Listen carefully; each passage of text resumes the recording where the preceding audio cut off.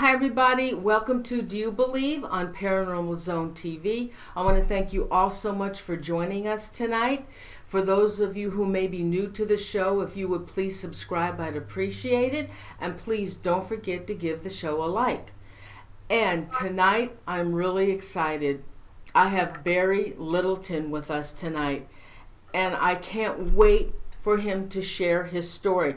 Barry Littleton is an alien contactee experiencer. And also his YouTube, he has some fabulous videos on his YouTube channel. And I did put the link to his YouTube channel in the about underneath the video on my channel. Also, all you have to do is type in Barry Littleton and you'll pick up his channel. It's absolutely awesome. So with that, everyone, let's bring on Barry. Hey, Barry, thanks so much for joining us tonight. Hello, how you doing? Oh, I'm doing great, Barry. Now, Barry, I'm really interested in your description of yourself. You call yourself a contactee experiencer, but you don't call yourself an abductee. Why is that? Well, there's a negative, by the way, thank you for the introduction. That was very kind. You're welcome. Part of it is that the abduction phenomenon kind of comes with a negative connotation with it. And my experiences weren't like that in terms of I wasn't taken by force of will, and neither was I experimented on and have negative procedures, or anything of that nature actually happened to me. It was more of contact, I would say, definitely, and more of my experiences were actually very beneficial in that way. And I didn't see much of that represented in the media very much at all, positive contact. So I kind of want to make always that deception that I'm an experiencer and not a contactee, so, or not an abductee. So, no, because you're right. The majority of the stories that we hear are negative stories from abductees, and I don't know why that is. I don't know if maybe the other ones aren't coming public with their story. I don't know. But when did you become public? When did you come public with your story? It's been about 2 years ago, actually. 5 years ago, I was involved in a very bad car accident that I had a near-death experience. So that kind of changed my life quite a bit. After that, I had wound up talking to a gentleman from Australia, Peter Maxwell Slattery, and he was doing these shows, and we started talking a little bit on there. I did a couple of those, and it kind of just rolled from there. I kind of thought since he was in Australia that no one would see them. Oh, silly. Yeah. So it inadvertently happened, but I think it's for a reason. After dying, I kind of realized that what limited knowledge I do have would have been lost if I would have passed, and I couldn't have passed any of this on. And right now, we're at a time that consciousness is raising and changing, so it's not a time to hide anymore, I don't think. What I would like to hear from you, Barry, I want to hear your story from the beginning, as a child, when this started happening to you. Oh, by the way, I have one more thing to say. Some of the artwork illustrations that are being shown tonight are from Christine Dennett, and she has a website. It's Casera. Do you remember her website, honey? It's Casera.com. Casera.org. Yeah, .org. And these illustrations are from contactees, investigators, that she has drawn these illustrations from their description, so they're very good. All right, so tonight, okay, so let's go ahead with your story from the beginning. You'll be showing that come from my YouTube channel. She did those specifically for me, so you won't see them on her website. So, okay, they're for a book that I'm writing. So, but anyway, please go ahead. I'm sorry. Oh, so would you start your story now from the beginning? Absolutely. In childhood, it had started. I was born, as many people are now, with past life memories, but they were rather vivid, and they went against things as you start getting older and going to school. They went against history lessons you were being taught, or things that seem to be omitted from history. So I was always looking to verify what my past life memories were. It started like that, but then I started having contact, and the first that I can remember was at the age of 5, actually, when I'd seen my first ship actually with a parent. Okay, that's when it had kind of started then, and as I grew older, I had problems remembering that a little bit, seeing that first ship. The next thing that would happen is actually waking up at night, and as many people that are experiencers, have horrible insomnia, so I don't sleep half of the time, but when I did, sometimes I would wake up, like after hardly being in REM state, I'd wake up and be in somewhere else that wasn't the normal elementary school I was at. Now, Barry, let me ask you, when I did listen to some other videos that you were on, other shows that you were on. Now, I have a picture, an illustration of you and your mother when you were about 7 years old. Is that when you first saw your first ship? Yes. Now, yes. And then also with that picture, there was also a picture of some, I don't know what kind of alien species they were, but it has a picture of you and your mother, and then these alien species off to the side. Can you explain that one? Sure. That's the bilocation video. What had happened was this ship, we had saw it, and I couldn't actually remember as I got older. Okay, remember, my memory's very good, but for some reason, I couldn't remember this ship exactly until I got in my 30s and my mother had reminded me of it. All right, so the beings that you're seeing on board that craft there are what I refer to as the charters, and I've got some, I think they're historians from our future. All right.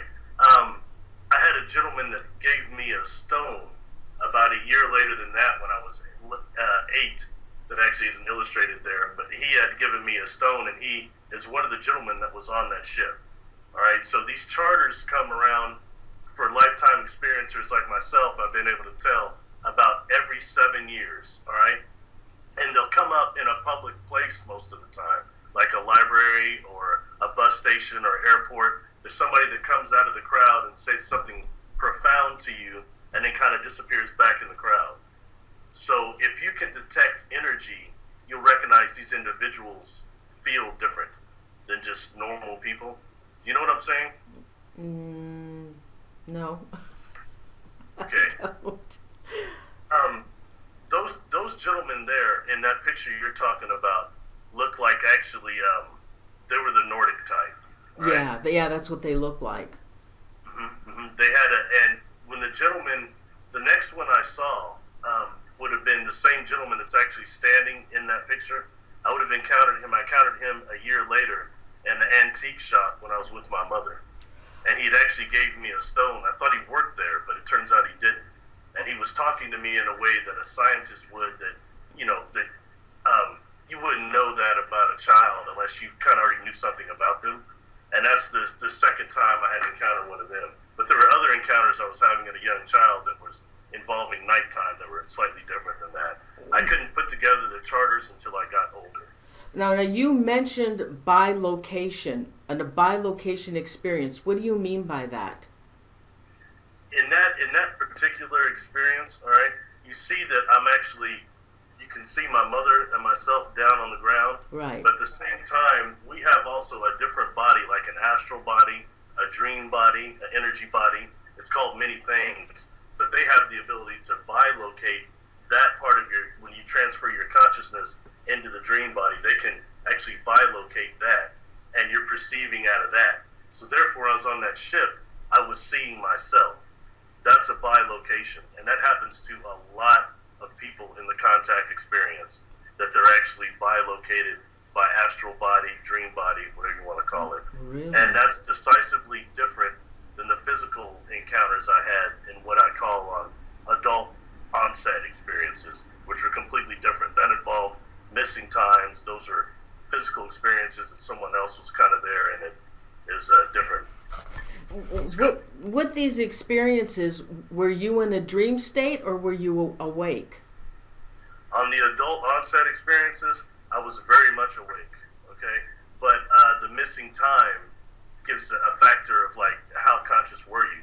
but it wasn't that I was asleep and in dreaming or something. And even my childhood experiences weren't like that. You wake up on a ship and you can't prove that. The next day you're tired. You can't prove that you were anywhere, so you don't say anything. So instead, I spent a lifetime of actually trying to hide that. So. All right. So I'm going to go back to your childhood. You were about 7 years old when you first saw this happening to you. So from age 7, were you a normal child? Did you experience any? Do you think you had a normal childhood? As far as family-wise, I was very blessed in that way. Yeah, it was normal. But my perception was different. In terms of, I could read people a lot of telepathy, okay, that I could do, but it seemed like other people couldn't. And then you could actually read people's thoughts, and not everything in their mind, but some things on the surface come through very clear to telepaths. Mm-hmm. And there's a lot of us walking around, and you try to shut that off. So things like that, and I wondered why other people couldn't do that, and having these experiences at night. But by the same token, I wasn't really talking about it. You want to kind of just blend in. And do you feel that these capabilities that you received were from the contact with the aliens? No, I was born that way. I was born awake. So born with a lot of those abilities already functioning, those senses already functioning. And a lot of people are. We're all born with them initially turned on, but the more that we get our perception molded as we grow older, they kind of get shut off. A lot of our natural psychic abilities like that. So you don't think it was enhanced by the connection with the UFO, with the aliens? No. Really? Because the stories I hear, a person may be just a normal person, but when they have their contact with the aliens, they get gifts that they never had before. No, I can't say that, but I will say that in my adult onset experiences, they came with when I was attempting to raise my kundalini and do a meditation. That's how they came, because I asked for, in my childhood, since I couldn't prove these experiences, I tried everything. I started asking them to come in more physically so I could prove what was happening to me when the time came.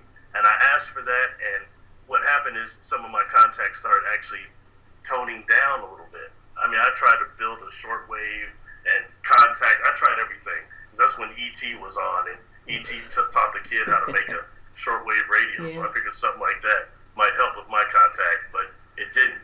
And when they did come physically, it was in my adult years. But it didn't enhance my spiritual abilities. But I would say that some of the contacts follow behind that, behind spiritual pursuits, if that makes sense, because that's when you're trying to raise your consciousness, and it's easier to communicate on the vibration that they're on. At least the beings I've dealt with, anyway. All right, so this started about 7. How often at the age of 7 were you in contact with what do you refer to them? Do you refer to them as ETs, as aliens? How do you refer to them? Well, I call them beings, sometimes entities, because it wasn't until, Lord, I was about the age of 36, I finally got a name. And I spent a great deal of time drilling any inorganic being or being that comes into my field of awareness. I want to know where they're from and what they want. They're not just going to, I spent a lot of time drilling the beings I was in contact for questions like that.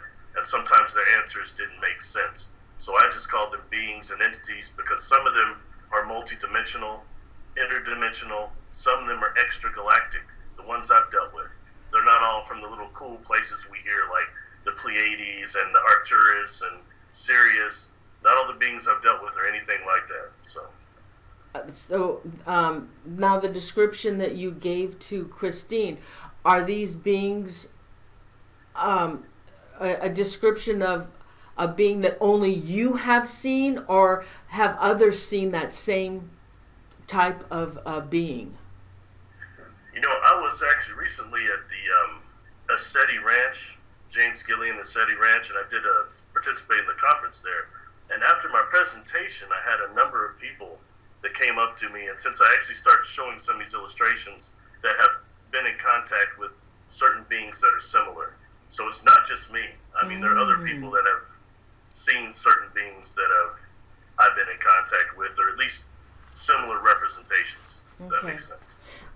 And which is kind of cool. That's what coming out I kind of learned since then. And how often? So you were in contact with these beings during a dream state as well as being awake? You know, I more only counted my physical experiences, the ones that were happening in the conscious experience, the waking state. That's kind of what I consider contact. That's what I was saying when I was a kid. Some of that was kind of astral-like and almost dream-like, but you're coming awake in like a waking dream, but then you're not at your house or something. That to me wasn't as tangible as having physical contact. So I requested for physical contact, and then it didn't happen until I got older, and then it was a whole nother. And so they actually appear to you. It's not telepathy. They actually appear in front of you. When it happened on my adult onset experience, yeah, they came in the ships is what I saw first. First it was the telepathy came, then I could see the ship, and then after that the telepathy continued again, and then there was a lot of missing time. I mean, hours of missing time. And I'm with somebody else that chose never to speak about it, but they're missing hours of time also. And that type of delusion is not shared. When you've just seen these ships and all of a sudden you're standing outside of your car when you were sitting in there and hours are gone, you know something that happened. So that's the situation that my physical contacts brought. But I mean that also deals with, have you been abducted? Have you been something negative happen? It didn't feel that way, but I didn't know, so I had to make sure and try to find out. The missing time, that happens several times, and that presents an issue because it really affects your life, if you're hiding it or not. That SETI conference, is that for those who have had contact with the beings, aliens, ETs? Yeah, that was actually a contact conference, yeah. That and a lot of different spiritual topics were presented too, so a lot of us that have contact, like, I don't walk around, if anybody in my normal life, I don't walk around talking about extraterrestrials and interdimensionals. It's not like that. But that was a place where there were a lot of contactees that were participants or attendees in the conference, and others that were on the panel speaking. I was one of about 6. So it was a wonderful experience. The other people that were there, did they have the same similar experiences as you, good ones, or were there a lot of negative ones? The other 3 that spoke, basically positive contacts there. Most of them all had positive contact. But the negative part of the experience was addressed as well. So it was varied. So then why do you think, because there are, the ones, like I said, that we do hear about are negative. Okay, so the beings that you have seen and been in contact with, they're not the Greys. No, I'm glad you asked that. No, they're not. I've not encountered the Greys. That apparently is not my vibration, but the people I've talked to now since coming forward, contactee-wise, experiencer-wise, there are a lot that have had negative experiences with Greys. So that's a fact. The negative abductee scenario is true. So I can't deny that at all, but that's not what has happened to me, and I'm not dealt with the Greys. I haven't been involved with them. So why do you think the Greys pick out certain people, and they're the ones that seem to be doing the experiments, and yet you have contact with a more positive, you have a positive relationship? Why is this happening? Why do you think it's happening? I think that there's a genetic factor involved, and that we might be dealing with individuals from our future. And there's maybe some type of a cataclysm that happens. Because I'll tell you something that makes me very curious, and this is in my own experiences, all right? And I'll openly say that I made a mistake. I kind of spoke out against the Nordic beings and how they all look like. I've I've said it before, Fabio and them, and how my experiences weren't like that, right? Then I come to find that I actually had encountered some Nordic beings. But those gentlemen on that ship, on the you're talking about, they kind of looked like clones, right? And when I say that, they were very positive. I didn't get negative. This was not a negative encounter. But these guys kind of look like clones in the terms that they looked more alike than I do to my own siblings, if that makes sense. And I'm wondering what happens in our future, because I'm sure they're historians. What happens in our future that makes them need to start doing a type of cloning like that? In your contact with these aliens, what kind of contact is it? Do you talk with them? Do they give you information? What kind of contact is it that you get? You know, a lot of times mine is pertained to technology. I seem to have a knowledge of the technology, seeing the ships inside themselves and dealing with some of the beings themselves. That's what most of mine has been about, and they've discussed a lot the Earth, shown me a lot about the Earth. And in some ways, it seems that they're much more concerned about Earth than they are humanity, in terms that we're closing to eradicating ourselves, but that's not going to be done to the Earth again. Why aren't they? Go ahead, honey. Go ahead. I'm sorry. No. Go ahead. They show me, because a lot of their contact, it comes as telethon, and a lot of experiencers understand what I mean. It's like these, when you're in their presence, it's not just words, it's telethon. It's these little pictures and feelings that come instantly, all right? So that takes the amount of vibration and contact to the communication to a different level. It's almost in what we would call heightened awareness. But they showed me the Earth, what looked like a burned out cinder orbiting our sun. And they said that won't happen again. And I have past life memories, but I don't remember that. It doesn't go that far back. So how far does this planet really existed? How long? And what kind of tyrannies have happened here? What kind of destructions? That's what the beings that communicated with ever give me future visions of the Earth being destroyed or anything like that. I don't get that cataclysm that a lot of other people are shown, but they have shown me something happened in the past that won't be repeated. Does that answer your question? Why do you think they're not concerned with humanity when there's so many horrible things going on in our world? Well, they're saying that we won't be allowed to destroy the planet again. But they're not concerned with humanity. Why aren't they concerned with humanity? Well, they're not stopping us from killing each other. No, they're not. I think is that their job, or is that our job to stop that here as humanity? I mean, I think the times of thinking anybody's going to come in and just save the day is long over. There'll be no Christopher Reeves. There'll be no...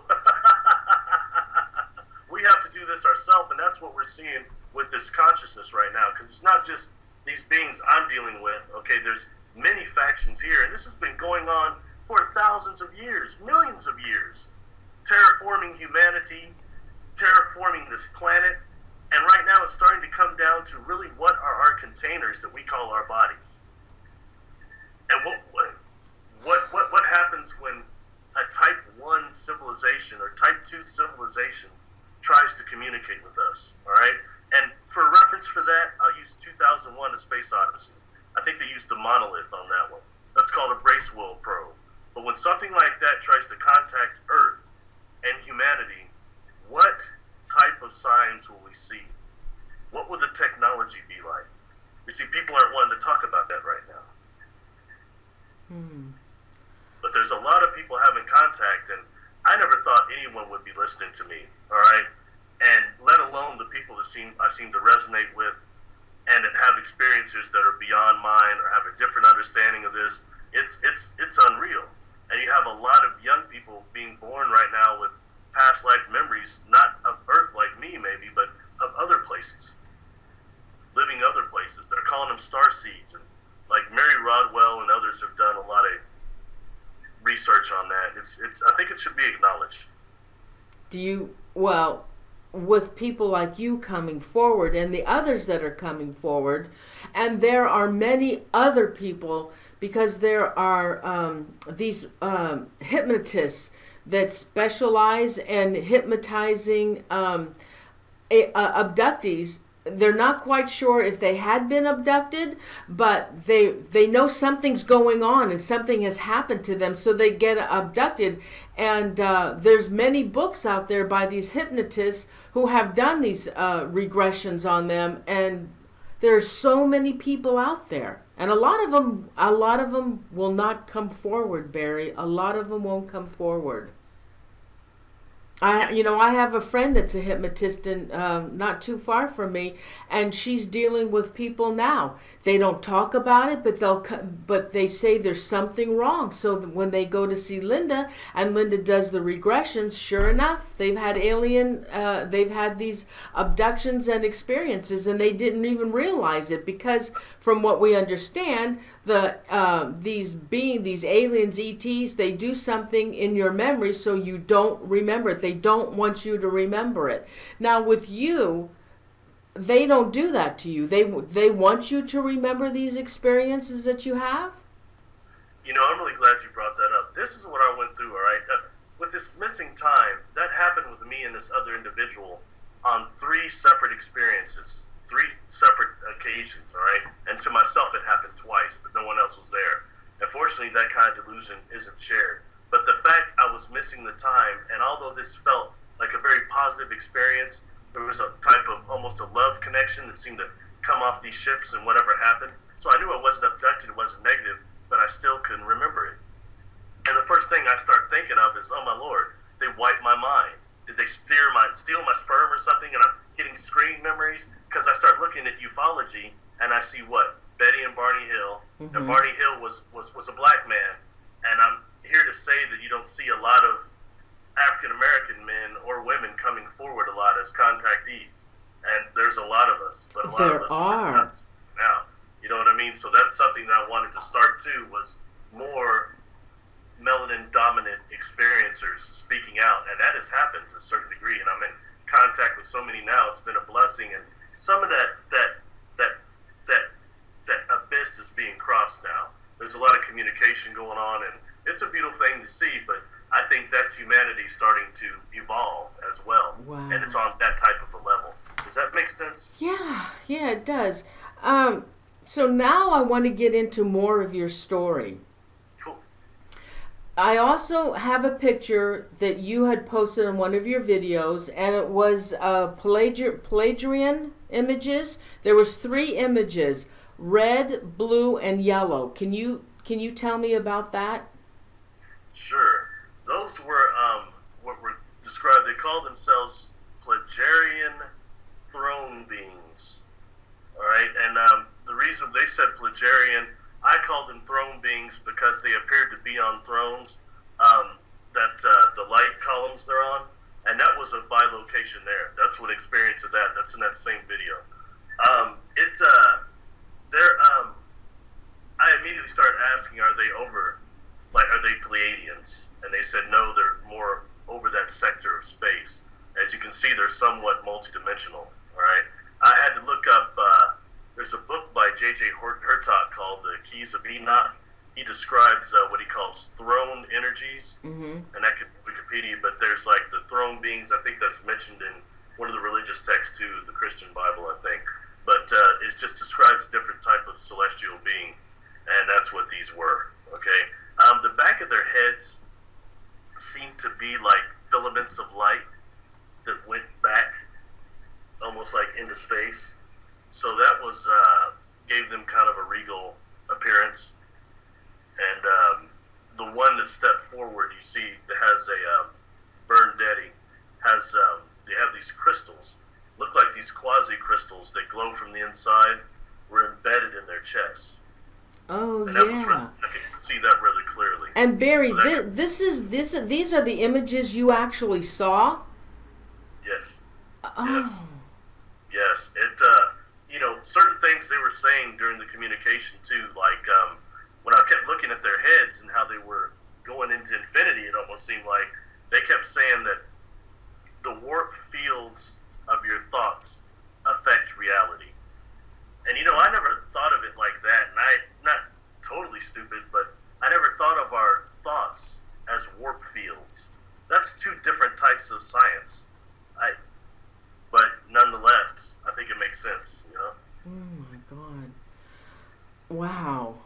All right. Now, there was something else that you had talked about in one of your videos, and it's called mimicry, virtual reality and scenario technology. Now, I also am aware that these entities, beings, will show up often as a clown. So tell us about this abduction phenomenon. You know, it's interesting you say that because I just shot another video yesterday over virtual reality scenario technology where I'm going to show another picture I've not shown before. It's going to be edited tomorrow, put up tomorrow. But that's very interesting for you to say that. You know, that's a major part of the, especially abduction scenario, is we have beings that are using holographic projectors and what I call VRST for virtual reality scenario technology, which means you have people on these ships a lot of times before when they start getting nervous, all of a sudden, guess what? A dead relative comes out from another room. They see that. Or they see a religious figure so that they're suddenly comforted, all right? Or subjected to screen memories to now you don't see that you're being maybe experimented on. You know, I was concerned enough about that, although I knew that none of my experiences were like that, they didn't feel like that. I went for a specific regression for to see if I'd been exposed to any type of virtual reality scenario technology. And it turned out that I had been in my second missing time. But I'll discuss that in that video I'll be putting up tomorrow. But it wasn't a negative experience, but just I had seen there's a type of technology I've been exposed to, just so they'd have a frame of reference during the communication during one of these experiences. I mean, if you're in an environment that's multidimensional for real, and you've got rooms that are kind of moving around you, and things are disproportionate, you get very sick, and it's not like Star Trek. You're not walking around on that place like that. That's my experience anyway. I'm sorry, I'm probably veering too much off what No. Okay, now, so next what I want you to talk about is the extraterrestrial mother of the hybrids. That was extremely interesting. You know, that on that ship, that's one that it was very hard to breathe in there. And in that room she was in, I call it, actually they kind of called it the maturation chamber, is what they called it. And she's leaning against a machine there that was malfunctioning. All right, they're having problems out of it. You can't see the rest of it, but it looked like a little compartment that you can almost slam the top of it. It would have had a metal top that might have popped up. All right, and that experience, she was across the room. Christine Dennett did a good job of kind of illustrating that being, but it was tan, not gray. Is the only thing I didn't get that in there, but. Its eyes were also a little bit bigger, but it's so hard to show that on an illustration, you know. But that being had such strong telethought that suddenly I was smashing against that eye from across the room. It's like my face was right against that eye. And she was asking for help fixing that machine, and I told her there was no way because I didn't see anything like that. It's hundreds of years beyond anything we have here, and I could work with that. And she told me that that's wrong, it's ancient. And I was one of the people that helped build it, and that's why I have to help fix it, because it's breaking down. And somebody could get hurt, someone. I didn't understand, you know, that first of all, the telethought coming from her was so intense that it almost knocked you over. Number two, I'm suffering from what they call, these beings called temporal aphasia, all right? Because the inside of those ships is in a different dimension than the one you and I are on right in the third dimension. They're trying to compensate, but they can't fully get there. The vibration's off, the rooms are moving, you feel like you're in perpetual motion, you get very sick. All right, so I was suffering from temporal aphasia.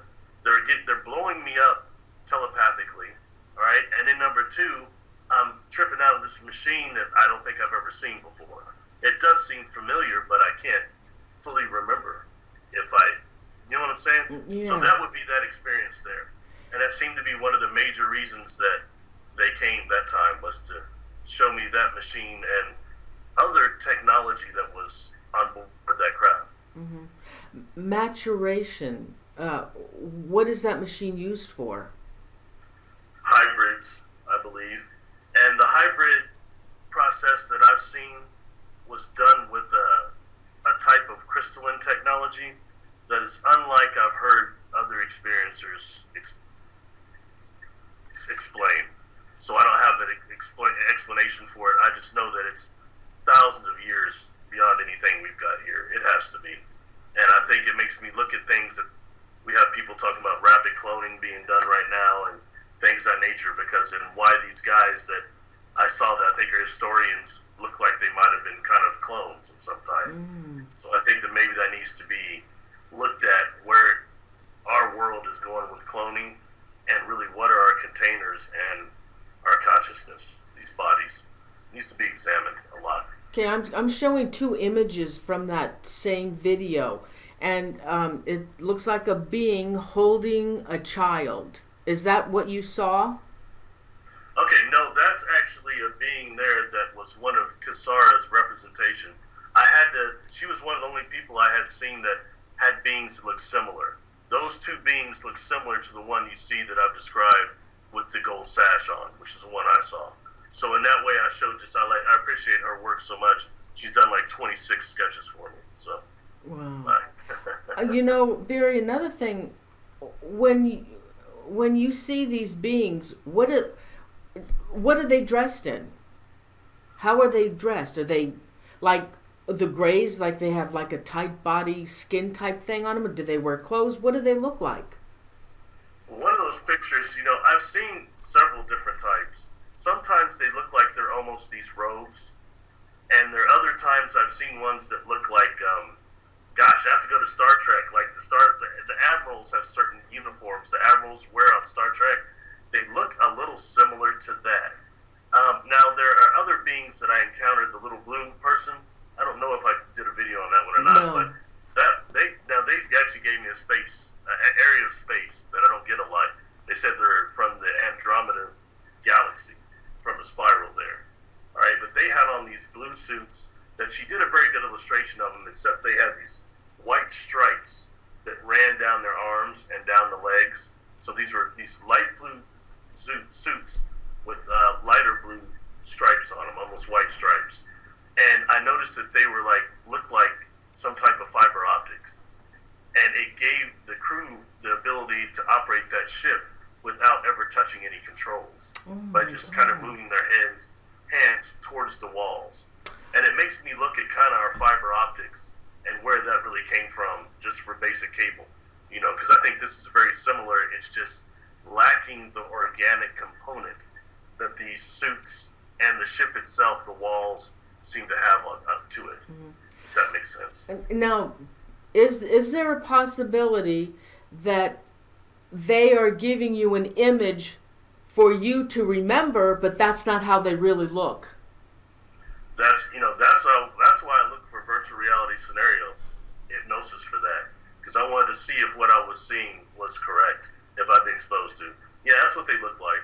And once again, these beings, like I said, they weren't accosting me at all or holding me down or anything like that. And those beings, particular, these Andromedan council members, these little blue guys, they were little. And when I say that, they were saying they were 2 feet tall is pushing it. What would they And use? if I was going to try to go crazy, and if they were trying to assault, they'd have a pretty hard time unless they had some really good technology to subdue me. Oh my God! What's weren't like that at all. Well, so what is the purpose of these little blue men? Well, they showed me. I saw 2 different types on that craft, and 3. But I'm dealing with a craft that's multidimensional, and they're an alliance. So they're different beings on this craft. And it took a long time to deal with that. A lot of them don't have bodies like that at all. They're light forms. They're other containers for our consciousness. Some are forms of plasma. Some are forms of light. So that takes it on another deal. But I couldn't understand that at first. One of those videos, I don't know if you saw it. It's an egg. I show a type of looking egg thing on one of those ships with the lights inside of it. I didn't see that one. What was that one titled? I didn't see it. It might be Orgone. Oh, no. Yeah, I saw that, but I didn't open it up. I didn't know what it was about. Yeah, those actually about ship propulsion also. But there's a sketch I show also in there, but it's these eggs, and that's the same ship that the hybrid of the mother was on. Oh, yeah, right? now, we're going to talk about that. Another thing is, do they come in they're interdimensional, they come in and out of our atmosphere? Or are they here? Are they here, living here on Earth? They come in. Well, I think you got a wide range. I would suspect that humanity is much more than biology. So you've got enough of them that look like us, or are human that could fit in our population. All right, but you've got the other beings that I'm dealing with that are coming from either, as they said, the dimension 16th dimension and up. Because I asked questions, and that's what they start saying. And to me, I didn't even 16th dimension. Wasn't aware of that. I thought it stopped 16 dimension? 16 dimensions? They said 16th dimension and upwards. Because I would ask things. I'd ask, like, what planet are they from? And that they say things like weird sectors of space I didn't understand. And I had to make sure I wasn't being deceived. Like, I'll give you an example.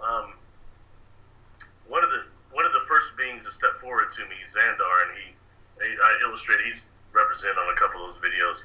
But he started telling me it's so far out that I wouldn't understand.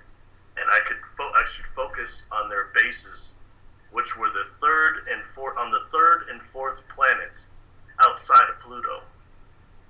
And at that time, I was a kid, but there was no planets outside of Pluto. So I immediately started asking, are you trying to deceive me? There's no such thing. He said, your technology has not discovered it yet.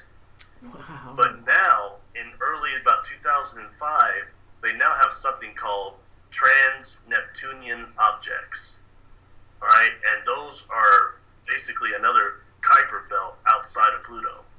And you've got several large bodies out there, nearly the size of Pluto, that could very well contain a base on there. Damn. On one of those videos, I go over the Planet Nine, how I don't think there is no Nibiru, but there are bases out there on some of those large planetoids. No, okay, I have another question. Sure. I mean, they bring you into their crafts. You've been on several different crafts as well, right? Now they have an atmosphere for you to be able to breathe. Is that what they normally breathe? I think that it's a mix. The ship that we've been talking about, it was very, very hard to breathe on there. And each one I've been on, it's not like here. And to me, it smelled a lot more like nitrogen. Oh. Okay? So I think it was like more of it's almost like a household product. It smelled like Windex in there, even more antiseptic than a hospital. But there's a lot of nitrogen in there, it seemed like. So they were obviously able to breathe in there, but sometimes these beings, when you're looking at them with your third dimensional eyes in the physical body, they almost look kind of phased out. So it tells you they're dimensionally out of sync with us. So it may be an environment that's created more for us, that we can at least be sustained in there, and perhaps some of the hybrids can be sustained in there than more it is them. Because like I said, a lot of these beings in those eggs I showed. Oh, we're going to talk about that. Okay. That's my okay. Okay. And then in this ship, are they? What is it like in there? Do you see a lot of metal furniture? Is it just barren? Do they have windows that you could look out? Did you ever ask them how do they eat? What do they eat? Do they sleep? Do they have families? Are they? Things like that. I mean, that we're all interested in. No windows. The only ship I've been on board that had windows on it is the one with those Nordic guys, and that was some type of a projection almost on the wall. No, the reason why there's no windows in most of the ships I've been on is because they're organic. They're living organism. The ships are? The ships are... The ships are organic. You mean they're living vessels? Mm-hmm. There's another video on there you'll like. It says the Morphing UFO on my channel. Oh, we're going to talk about that. Yeah, we're going to talk. We're going to talk about that. All right. Believe me, I watch your videos and we're going to talk about that. So there's no, you say they're living organisms. Okay. Inside, one thing, the inside of that ship, it was a lot like, you know what a toadstool or a mushroom looks like on Right. the outside? Okay, let me show that to him right now. I have that. Hold on. All right, I'm going to show that to him right now. Go ahead. I'm showing that picture. Cool.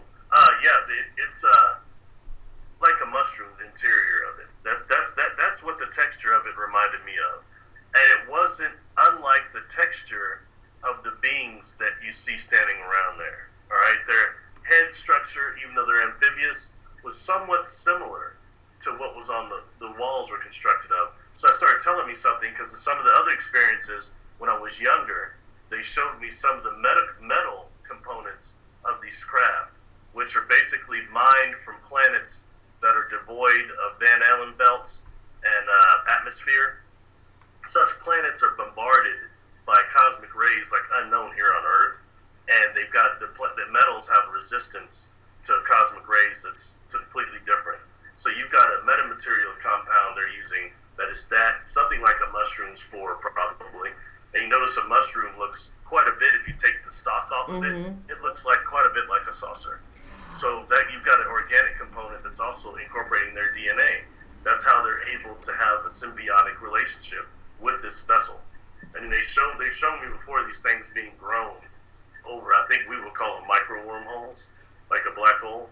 So that entails that the engine itself has something to do with the black hole. One of the engines I showed that you put a picture up of is a gyrosphere with a polarized light. A lot of experiencers, when they touch that light, that living light, they say it turns into a wormhole. Oh yeah, we're gonna talk about the engines. Were you able to touch that mushroom image on the ship? Were you able to touch that texturizing there? The mushroom, wall, the mushroom type thing with the eggs there. Were you able to touch that? the wall. Yeah. Yes. Oh, they let you touch it. Yeah. They're not stopping me from doing much anything. Wow. I mean, that's what I tell you about these experiences. I mean, I'm walking around, and sometimes there'll be somebody be escorting me, but they're not telling me where to go. I'm walking around, but also you've got the problem with some of those rooms moving when you just look at like a hole in the wall. It looks like almost a window. You look at that window, and all of a sudden you're in another room, and that makes you very, very dizzy. All right, now I'm looking at, you had a I'm looking at those three little images in that room. Their heads are big. They do obviously look like ETs, aliens, whatever. Do they also have the big eyes? Yeah, eyes are circular on them. There's another video, not that one, a being named Mana. Maana had stepped forward to me, and I want to say, maybe androgynous, I believe, so she, I guess, was much taller than those beings. She was about probably 8 feet tall. Those beings there look like they're pushing about maybe 5 feet tall. Yeah, they look average small. human height, I would say. They're amphibious, so how I always recognize that species is they have what appears to be a reverse brain, the brain on the outside. Yeah. Are all these how many different beings will be on one ship that work together? I've seen a few now. One would be those lights in those eggs. Those are different beings. They're in those eggs because those eggs are more like their native environment than even the other part of the ship is. So they stay in those eggs. When I first saw those eggs, I mean, I was entranced by them. I kept touching them. I kept looking at them because I thought they were power sources. And I thought those lights in there, and there's a mist all over that ship, but the mist in those eggs was very thick. And so I thought that, the light form with the lights, they must be a power source. But they weren't. And oftentimes, my hypnotist would ask, what are the beings doing? To always make sure I'm not being attacked or getting a screen memory or something like that. But I say, they're doing the same. Actually, these beings aren't touching the egg, but they're standing near the egg. and they're observing it. I didn't realize those are basically what you and I would call command officers in those eggs. Wow. They're just non-corporeal. So when I say we're on a multi-dimensional ship, it comes down to the factor of really what is that like. It's not going to be like where you've got, I mean, the logical part of me is I'm there, well, where's Kirk over there? Where's Spock? Where's Uhura? Where's the stations like that? And we're not dealing, and, you know, and some of the beings that would be maybe not human are walking around like normal crew members. But that's not what you've got there. You've got a different configuration that's to accommodate multidimensional beings. Wow. Some that are not corporeal, not physical. It took me a long time to deal with that. You know, that's why some of these contacts are different. A lot of people will be seeing at night, maybe yourself, you've seen flashes of blue light maybe at night when you think they're fireflies, and it's not that time of the year that for fireflies to be out. Sometimes those might be crew members from some of those ships. They're jumping in and out of dimensional portals out of those ships into our environment and getting back out of here. Because they told me they can get trapped here. The density is very painful, and the vibration here is too dense. Really? Yes. But okay, so then, okay, did you ever ask them? Do they go to the bathroom? Do they take showers? What do they eat? No, I didn't ask that. I mean, please ask them. I want to know. So much information would come that it's hard to always, you know, drill them so much. That's able to be done when I was, you know, maybe at home and telethought comes in. A lot of us get telethought from either Space Bear, whoever the beings are. A lot of us get telethought. But when they come in, they have a distinctive energy, so I know. You know what I mean? And so that way, but they start, as people say now, downloading. I guess you could call it that, because it is a channel, you know, but you get so much information sometimes and it comes so quick in an instant that it's harder to even remember some of it, let alone to start asking questions. You know what I mean? And for my personal contact, they're not physical like it was. That kind of stopped for me when I was around, 28 was about the time I had the last one like that. And now when I see how hard that is on the body, I could probably endure it now, but I'd rather not. It was it was difficult even then. So I think there's a certain age span that's more conducive if you're dealing with higher beings anyway. Barry, when was the last time you were in contact with them? I mean, information I get all the time. Out at the Ascetti Ranch, boy, I'll tell you, that's an interesting place out there. Anybody that knows the word power spot, that's a real one. So I was at a point now to where, honestly, even seeing craft or seeing ships, UFOs, doesn't interest me anymore. Because when you have one of them come up on you really close and you're missing time, it really messes up your life. It'll change your life, even if you have a positive contact. Because it doesn't go the normal perimeters of our lives. So out there at Ascetti, I definitely had some telepathic contact going on. I can't say I was on one of the ships, but I had a definitely telepathic contact and saw something interesting with a mountain out there. So it's through telepathy. They don't bring you aboard the ship anymore. Not physically awake like they did before. So if it's happening at night, I'm not always dreaming completely lucidly, so I wouldn't be able to tell you. We're all having contact at night in that dream state because it's much easier for us to meet their vibration then. But sadly, we're kind of looking through a glass darkly, and a lot of us don't truly remember our dreams that much because we don't have that much dream attention. That's kind of a problem. Well, kind of like we can't remember our past lives. Have you ever thought about being hypnotized? I have been 5 times. And what came out of those sessions? Information, extra information. I did it specific for targeted times, though. That was for missing time. I had physical missing time that was real during these experiences, almost 20 hours of it. So I got regressed for that 20 hours to know what information was given and what I saw. Barry, to be honest with you, before that, I kind of prided myself on being Mr. Conscious Experiencer. because up till then, except for that missing time, most of my experiences I was conscious, so they were aware of things. But that adult onset, it was some missing time there, and it was physical, and that's a little disconcerting. So I had to actually get hypnotized to see more than just the flashes. And I tried to meditate, I tried to self-hypnotize myself, I tried all that, but I couldn't get myself down to the theta where this experience occurred to actually remember it. It's the vibrational speed it happens on. Now, the communications that you're having now, are they from the same species or from different ones? It's from an alliance, and they all kind of work together. And they finally announced their name to me, like I said, a few years ago. After all those questions and all that drilling, I finally got a name a few years ago, but they're all affiliated with this alliance that I've dealt with anyway. Now, what about curing diseases for humans? Are they able to do that? Yes. Some of the engines themselves that I've showed. Oh, let's go. You want to do that? Sure. I've got some pictures. Okay, I have that little section that you showed about deactivated engine and activated. So I'm showing that picture now.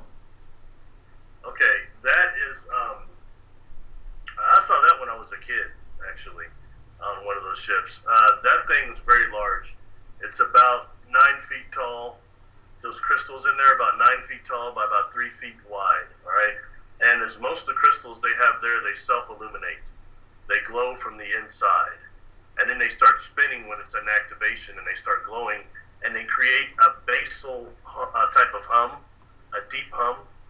And what I was told then by Xandar, one of the beings that actually looks like a grasshopper, he had told me that sound I was hearing, that engine was not just capable of powering a legion ship, as he called it. He said it could also power a small planetoid, and that the sound was capable of healing human flesh, not just astral bodies. So that takes that technology to a different level. And why maybe some of these ships, when people hear them, they say, I was so scared and I saw it and suddenly I felt so calm. That might be part of the reason. One of those engines, that type of engine configuration, generates that type of a harmonic that is. And then you talk about this other engine that has the lights going up and then the decks around it. It's a gold, it turns gold. Gyrospheric Right. engine is what I call it. Yeah. Right. It was, there's a piece of technology in the middle of that called, looks like a honeycomb, but that's AGLE, angelic golden liquid energy is kind of what they call it, but it's a living light. And somehow they're harnessing that substance, but then it's harnessed with those gyrospheres, the rotating around it, then it starts generating the light, and the light is polarized and goes up throughout the ship, the column in the middle of the ship. And that light is pretty bright, and it goes up top towards a black box you see up there, which is for the anti-gravity also. It's hard to, when I'm describing it, you see I point to some of those, what are those decks, because this thing was big, it wasn't little, this thing was huge. But I can see people on that deck up there that look halfway translucent, which means they're in their astral body, touching the light from that column over that deck, the living light. Why would they be touching the light? It gives two things, a healing factor to the astral body, and it also gives a type of awakening. A lot of people talk about the Akashic records. Remember I said that these ships are actually grown over a micro wormhole. So when people touch that living light, and it's a lot of contactees say this, it turns into some type of a wormhole. And it's like they have access to all the knowledge of space and time. You do like a joining on the quantum level.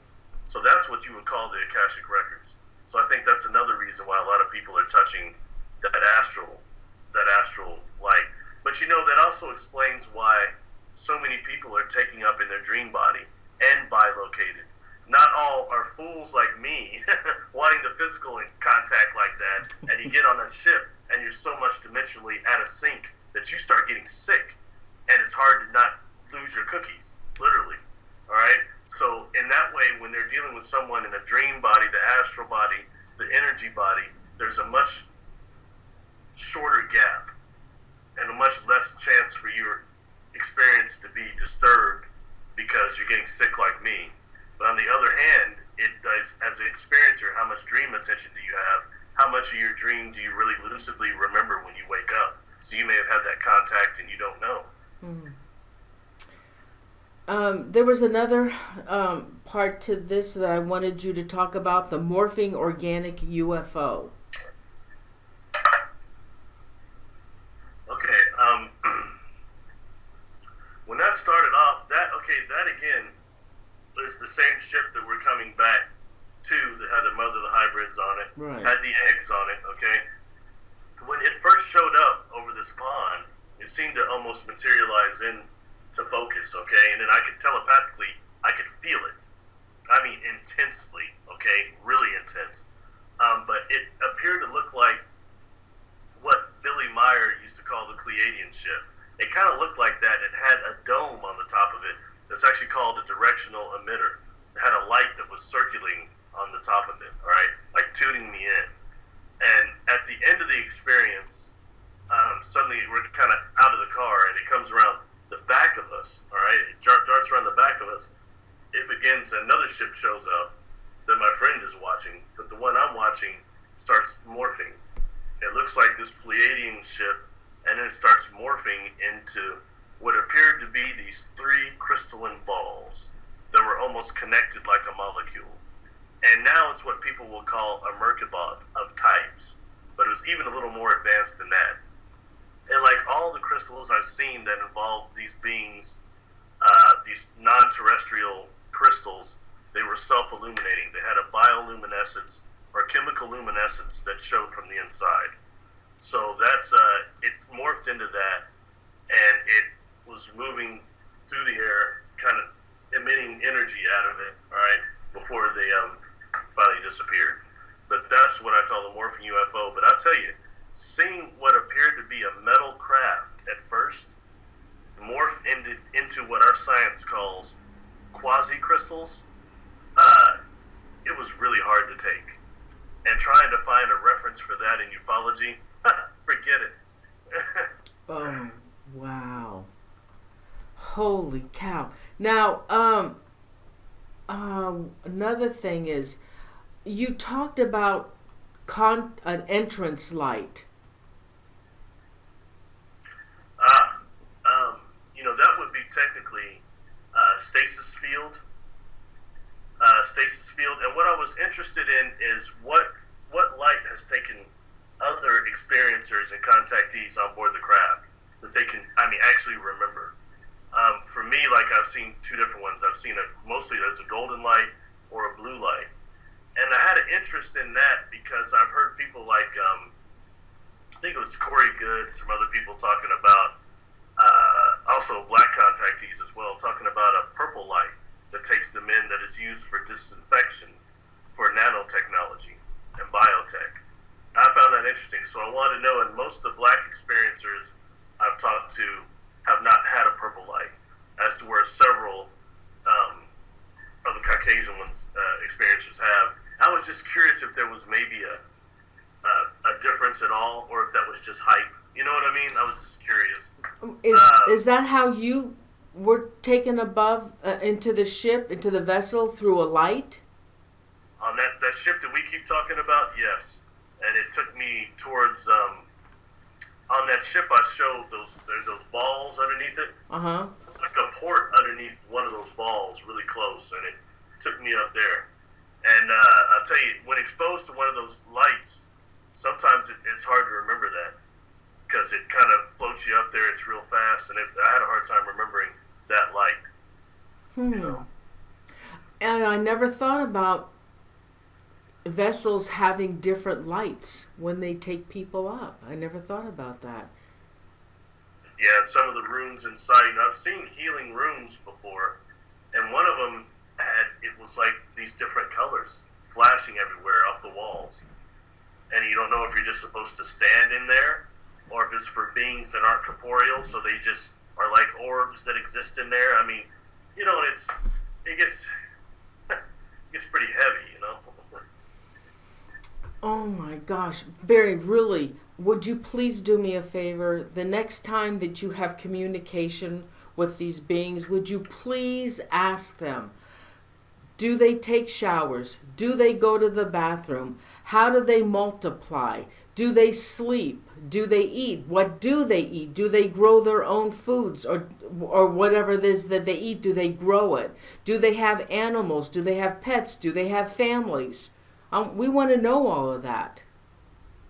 I will try. I will try. You know, like I said, when even their telethought now, like I said, they're not always, their contact isn't physical for me now, but even the telethought itself is like more.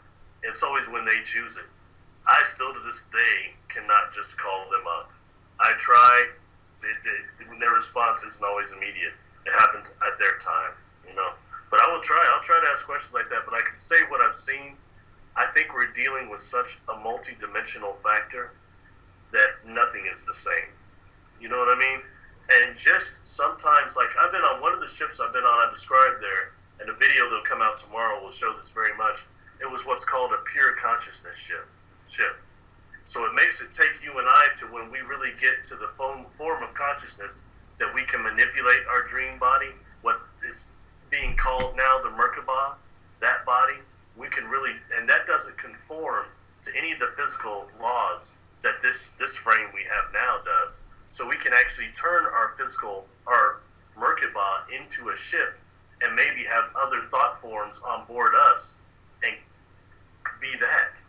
So I mean, it starts taking it to really another realm when you start thinking about the Merkaba and what we may be as ascended masters and we get to that level. And maybe some of the like some of the beings I've dealt with, I'm pretty sure they're thought forms only until they come into this atmosphere, into this density, even on board those ships. And they get a little more density, and that is the only thing that gives somebody like me, having a physical experience, a frame of reference. Having a frame of reference when seeing technology you've never seen before, getting energetically, telepathically blasted, it's important to have a frame of reference for perception, especially if you have rooms that seem to be misted and kind of moving in motion, in some type of perpetual motion. That makes it even worse. Oh my God. I never liked merry-go-rounds as a kid. I know why. I can't stand them. I know there's going to be questions. Royce Hinman, my mod. Royce, will you start taking questions from the viewers, please? Thanks. I'm still just, I just don't understand aliens. I really don't. I you know, like we had talked earlier, I asked you, oh, I know I want to ask you, the government. They say the aliens are intermingled with the government. They run certain things and they help the scientists. What do you know about that? You know, I can honestly tell you I've been blessed enough that my experiences have not dealt with them. My contacts have not been related, government related, for whatever reason, thank goodness. But I think what we can see, though, with the evidence of people like Linda Moulton Howe and others are uncovering, that's obviously happened. And when I see things like fiber optics that I've seen on some of these craft that are so much more advanced than anything we should have, the back engineered technology is very real. And I recently been paying a lot of attention to what used to be called the Chad Dragonfly drone, and also the Big Basin Dragonfly drone that were seen like in the early 2000s. You know what I'm talking about? No. They're those weird, they look like almost dragonflies, mechanical dragonflies of a type, with these spears on them, and there's only a few pictures of them that were taken. They said they were phasing in and out. But on them, they have these symbols that people have seen. As Linda Moulton Howe, that had a whistleblower that was sending her things that were from the Carrot Institution, or the Carrot Laboratories, that was back engineering extraterrestrial technology. Now, several of this, he sent her blueprints of what looked like he called self-activating software that looked a lot like what's on these symbols on this dragonfly drones. And even more to the point, they look like certain crop circles. Interesting. So I think you're dealing with the self-activating language. And a lot of contactees see that right now. They see symbols. And I've seen symbols myself on some instruments and on these ships that seem to be not affiliated with anything. They're almost dimensional. So that's some type of a technology that is self-activating, self-replicating, self-repairing. At this, now, earlier you were talking about your near-death experience. So do you believe that there is a connection with aliens and near-death experience? Yes. Okay. It took me a while to accept that, and Mary Rodwell was the first person to start talking about it. But now sometimes I deal with, I talk with Ray, who runs free foundation research for extraterrestrial encounters, the Edgar Mitchell Foundation thing. But they've got a study that you can take anonymously, and it's already an evaluate, or you can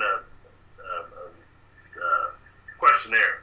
But they start, like the third level is they start connecting people that have physical experiences or abductions with people that have had near-death experiences.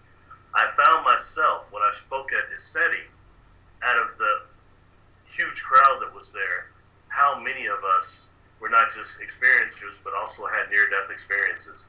I wasn't the only one. I was probably one of over 10. So there's a definite connection there, and the Free Foundation, they're trying to actually do a good study and put together real, concrete data about this, and all of us are having these experiences. So that's what I was kind of tied to that. Now, when you had talked earlier about this one engine, that if it's touched, it can cure diseases for humans, how come they haven't come forth with that technology to someone here on Earth so they can cure humans?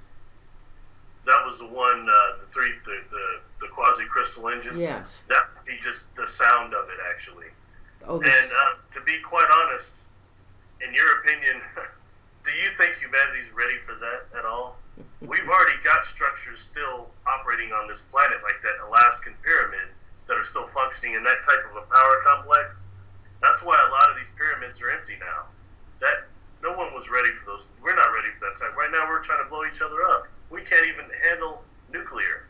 So why are they going to be giving the power enough to power a planet? That type of 0-point energy that already we have 0-point energy here now that no one wants to acknowledge and that isn't on the market, that is drowned under, so we can remain a type 0 civilization and burn fossil fuels. I mean, you know what I mean? And that way, the only thing I can say is that it's not for us as humanity to expect that the space beings to save us. They're not going to do it. The beings I've dealt with, they've stopped us. I think they've stepped in once or twice and stopped us from maybe destroying ourselves with nuclear war. Somebody's stopping it. There's been too many examples and documented evidence of like some of these ships showing up at nuclear silos and deactivating things. So they've already shown, and I can't say that's the beings I dealt with, but there's some type of intelligence here that's intervened and showed that. You know what I mean? Yeah. Do you think that if you did get a disease that was life-threatening, that they would help you? I don't know. I mean, I've seen some people getting healed, but for all I know, they did help me to some degree so that I didn't die during my accident. But, it comes to the term of, like, they don't obviously heal everyone. After my mother had passed a couple of years ago, another reason I'm actually speaking forward now, but they didn't heal her. She wasn't having any experiences. So there's a part of me saying, why did they help my mother? Since I've seen they have this technology. You know what I mean? Did you ask them? No, I didn't, because I was upset. So I wasn't going to focus that way towards them. And it's not to say who are they to jump in to alter our destiny when it's our time to pass. know what I mean? Yeah. Maybe if it's our time, it's our time. That's that possibility. Now, you also mentioned the SETI conference. You had a Bigfoot experience. Tell me about it. You heard that, did you? Tell me. Come on, tell me about it. You know, when I went out there 3 weeks before going there, I kept having this feeling that I was going to encounter. I kept feeling an albino Sasquatch. I mean, and it kept coming through really clear, but come on, that sounds ridiculous. So I kept trying to kind of. Now, when I got out there, it's so remote on Mount Adams there, the SETI Ranch is, that it's unreal. I've never been to mountains like that and that type of trees. I mean, Lord, they're massive. So out on the property there, I was in a cabin that's kind of in the back of the public little property there. And I had a little stump that I was meditating on in the back of the cabin I was at. And after the second day I was there was a large tree that was snapped. And it was snapped about 8 feet up. And it was just very odd. It seemed to be directly in my field of vision where I was sitting each day. And it almost seemed to be laid over in this bushing area that went back to the back 40 there. So, it's just one. I don't remember there being a storm or wind or the tree wasn't rotten. So I kind of just wrote that off. 2 days after that, a second tree right next to it is broken. And they're actually a pretty good size, you can see the fresh bark there. So it's the same thing, and it's right next to each other, and it's laid over in a way that is vertical. And that's when things, it seems strange. Now, since I got out there, the second I got out there, I kept feeling like I was being watched, especially back there by the cabin. I kept feeling like I was being watched. And there's only a couple people that were staying, attendees who were staying back there, and one of them is the guy that runs works on the property there. And he even started commenting. He said, since you got here, it feels like I'm being watched back there. Before I said anything, I never said anything to anybody, even about the tree. I kept trying to kind of write it off. Well, my friend takes me to get some ice for our cooler. And we come back 45 minutes later. This is 2 days after the second tree was snapped. And as I'm taking my ice down to the cabin, there is a large rectangular rock placed in front of the cabin, the doorway, actually, on the mat going in.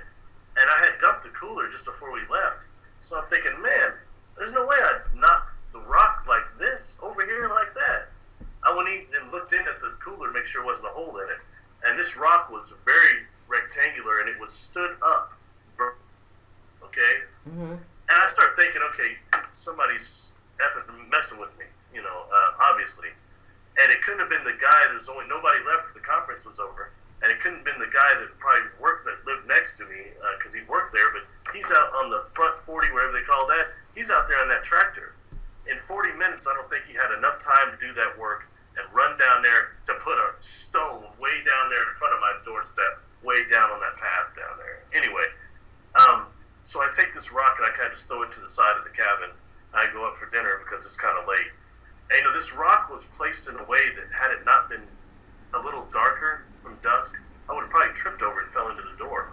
But I could still see it because it was dusk. And I told my friend Peter, Maxwell Slattery, I was kind of looking, I guess I looked kind of weird during dinner. He said, what's wrong? I said, man, somebody's playing jokes on me down there. First there's these broken trees, and I don't know who would go in that mud over there and do that. And secondly, there's this rock. Somebody put this rock over here. It was the oddest rock I've seen. So he wanted to go down and look at it.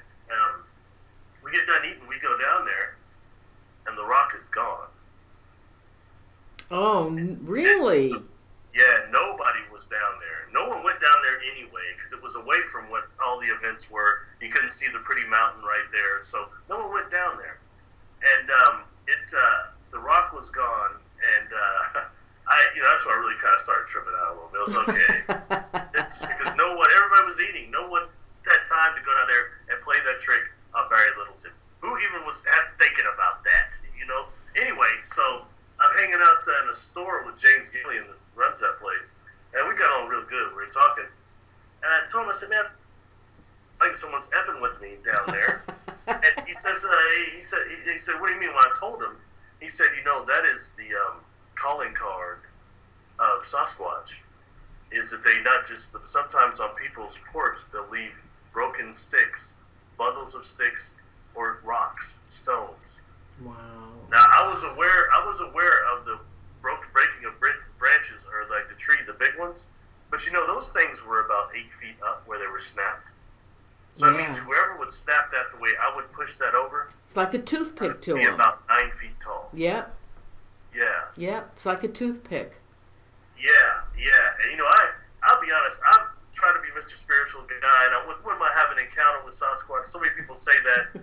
But let me tell you, when you get out there and you're out in the wilderness like that, I'm walking down especially at night, walking down that path, I finally just turned off my light, my torch, flashlight, and I said, I don't use much telepathy, and I just threw it out. Because I'd asked James, I said, do you have a albino one out here? Because they have several Sasquatch on the property, they say. Oh. And I asked if one of them was albino, and he said yes. Wow. So that already started creeping me out to a degree. Not in a bad way, it's just kind of like just a trip. When you realize you get a communication like that, he said, I think they're welcoming you. Oh, wow. So I turned off my light when I'm riding down there one night, walking down, and I said, look, I want to have an experience, yes, but look, if one of you cats step out of these bushes, and you're 9 feet tall, I'm going to trip out. I'm sorry, I'm trying to get the spiritual guy. I'm going to trip out, I might lose it. So, I just threw that out there, and I get in, I'm about to go to bed in there, and I start getting telethon from one of them, and it says, telepathy is easier. Telepathy is the word. Mm. And you may refer to me as elder. That's the word that came through. Wow. I asked James later, I said, what do y'all call the albino one? He says elder. So that threw me for a real deal. He got me on his radio station, actually got me to talking about that just before I left the ranch. I was never going to tell anybody about that because I can't believe that I'm out there creeping around myself and I got Sasquatch spying on me. Yeah, are you kidding me? Oh my goodness. Wow. It was positive. Okay. And I never saw one, but I got mine speak, and I know they were welcoming me. So I think that's a blessing. I was welcomed by that entire trip was amazing. So that's another question I want you to ask. What is Bigfoot? I want you to ask them, please. I'm going to contact you. Better let me know that if you found out any of those answers for me. So please ask them about Bigfoot. Oh God, I had another question I was going to ask you, and I forgot what it was. I forgot. Hey, we got a bunch of questions for you. You want to take them? Let's go for it. All right, let me change my... I might not know the answers, but I won't ever lie to anyone. I'll tell you I don't know. Oh, sure. I'll Okay. try.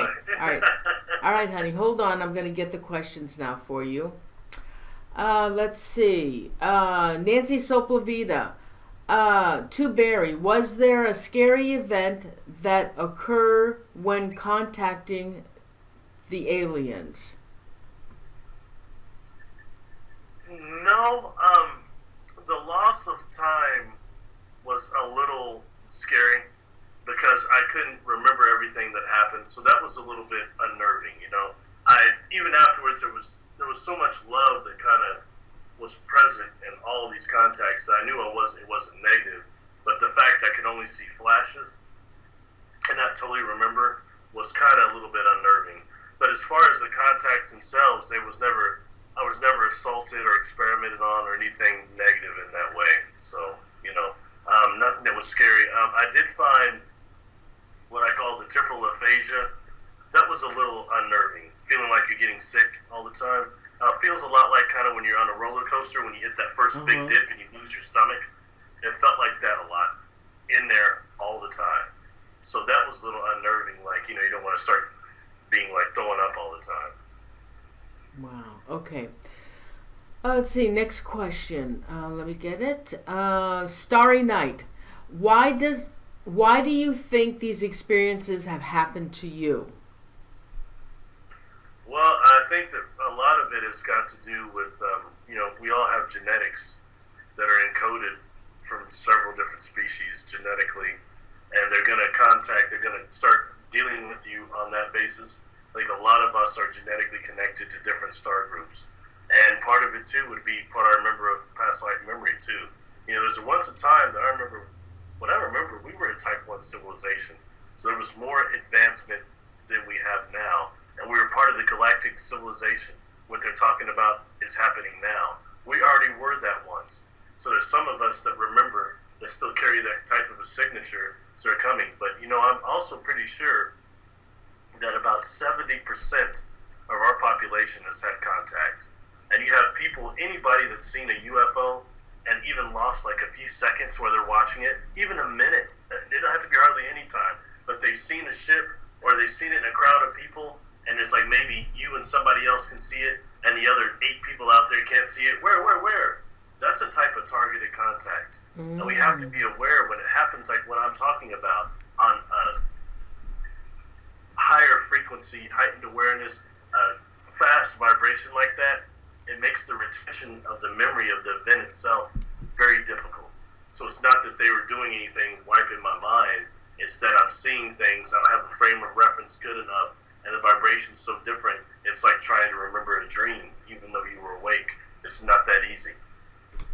All right, next question from Mary Still. Wait a minute, I lost it. Hold on. Oh, gosh, they're going to... All right, Mary Still, she wants to know, what state are you in? What state?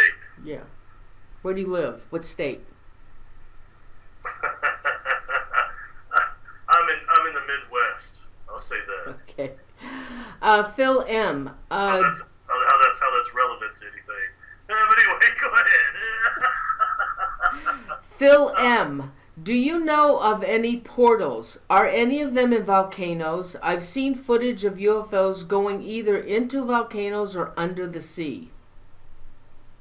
Now, the U.S., that's a good one there. The Oregon videos on my channel, Oregon 1 and 2, I described that a little. When you see a USO, a lot of times, a lot of craft are seen hovering over bodies of water, okay? And which case what they're doing is actually collecting that life energy, okay? What's called Oregon energy from the water.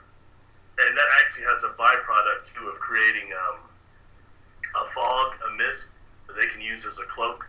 So sometimes when you see a lenticular cloud, UFO-looking cloud, that's actually a type of a cloaking device for a dimensional ship in that way.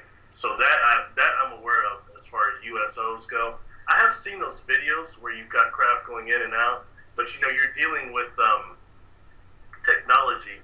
Just the metamaterials I was talking about earlier would be resistant to even magma to a certain degree, I'm pretty sure. Those are things that they can resist cosmic rays and not get bombarded with the bombardment of that. I don't think the heat of magma would actually even collapse maybe the anti-gravity field around the ship itself.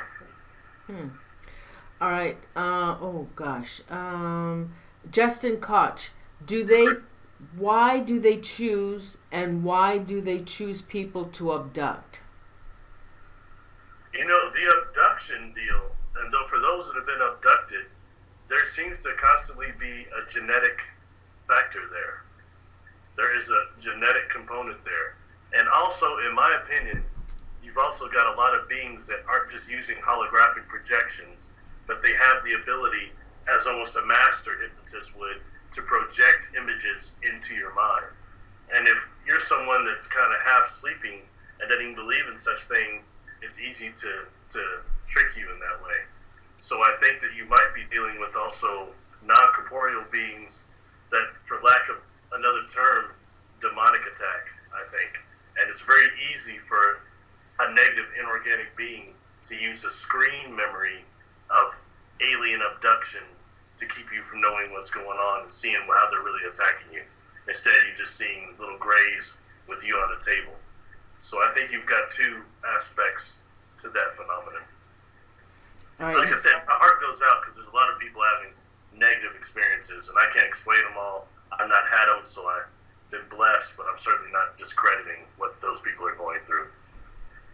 Yeah, it's bad. I've interviewed a couple of them that have had horrible experiences. All right, Unique Annie, what are your thoughts on molecular travel for humans? Molecular travel for humans. Molecular for travel? I would assume that she probably means like almost like transporting somebody, like on Star Trek, which would be disassembling atoms in that type of a way. Definitely. If you look at the certain things, like certain types of time control technology, you've got circulating beams, okay, which is special relativity. What that's doing is using these circulating beams not just for a stasis field, like we were talking about earlier, to put someone into a craft, but actually for matter transport and dimensional transport as well. That's called circulating beams for time travel. That could be used for that as well. So I would say that's very possible. You know, even in some of the Star Treks, the more advanced ones, they start talking about civilizations that were able to transport themselves across the entire galaxy from that way, from galaxy to galaxy. So she's talking about on that level, and you can also take that dimensionally and take that into the realm of time control technology and time travel. When Mary asked, was it Mary that asked what state you're in? She also said that because she's in the Midwest, she's hoping to be a contactee. Now, can somebody anywhere look to the heavens, look to the skies, and say, "Please abduct me. I want contact with you"? Can we do that? You know, I had this thing up on Facebook a while back, and it was saying, it was this guy holding up his wallet to the sky saying, "I'll literally pay someone to abduct me. I'll pay y'all to abduct me." You know, I don't know if it works that way. Like I said, for my personal contacts, when I try to summon them and I try to demand contact right now, it's like it doesn't always happen that much. It doesn't. They don't respond. It's like they do it when they want to do it. So I can't say it happens for everybody like that, but for me it does. So I mean, I don't know. You can try it. You can try to summon them, but it might be easy to actually summon up your angelic team and your inorganic guides, and that includes ancestors that are with us. You can actually summon that up. You can call that light. It's not a joke, you know. So in that way, I would say maybe try to access your own angelic team even before the extraterrestrials. You know, that takes us to something real quick, if I could. Okay. When I said some of them are non-corporeal, and they were like these lights or plasma, different containers for housing consciousness, I had to figure out, because when I died, I saw definitely a type of what we would call angels, super nanothem, archangels, whatever, but they definitely helped save my life. And the energy of these beings and their radiance, their light, and they were non-corporeal, was definitely different than the star beings I've dealt with, if that makes sense. They're definitely different, a different type of light, a different type of love energy, all right? Because at some point you start wondering if some of these extraterrestrials that are interdimensionals that don't have bodies, are they angelic? And they've made a difference to me. They said, no, we're not angels. You know, but we're working for the same thing and trying to get to that level or whatever, but they're not the same. So I'd say maybe try to access your own angelic team. That it's, you know, something we don't always try, even before the space people. The star intelligences may come to you with that as well. Some of them, they're working as an alliance, some of them. Okay, another question from Aaron Brody. How do they pick who they communicate with? Kind of like I said, as far as I know, there's a genetic connection for a lot of us. And I think some of it, too, might have to be your level of consciousness. Where are you at conscious-wise? You know, and perhaps, too, I don't go into this so much, perhaps, too, there are some type of soul contract connections as well that you might have with them. But a lot of times it also goes back to, you know, we have to accept that although we're immortal soul beings, and I think probably most people listening to our voices right now think our souls are immortal, but yet most of us incarnate here deprived of soul life memories. So we can't benefit from them. And that's an issue. That's an issue.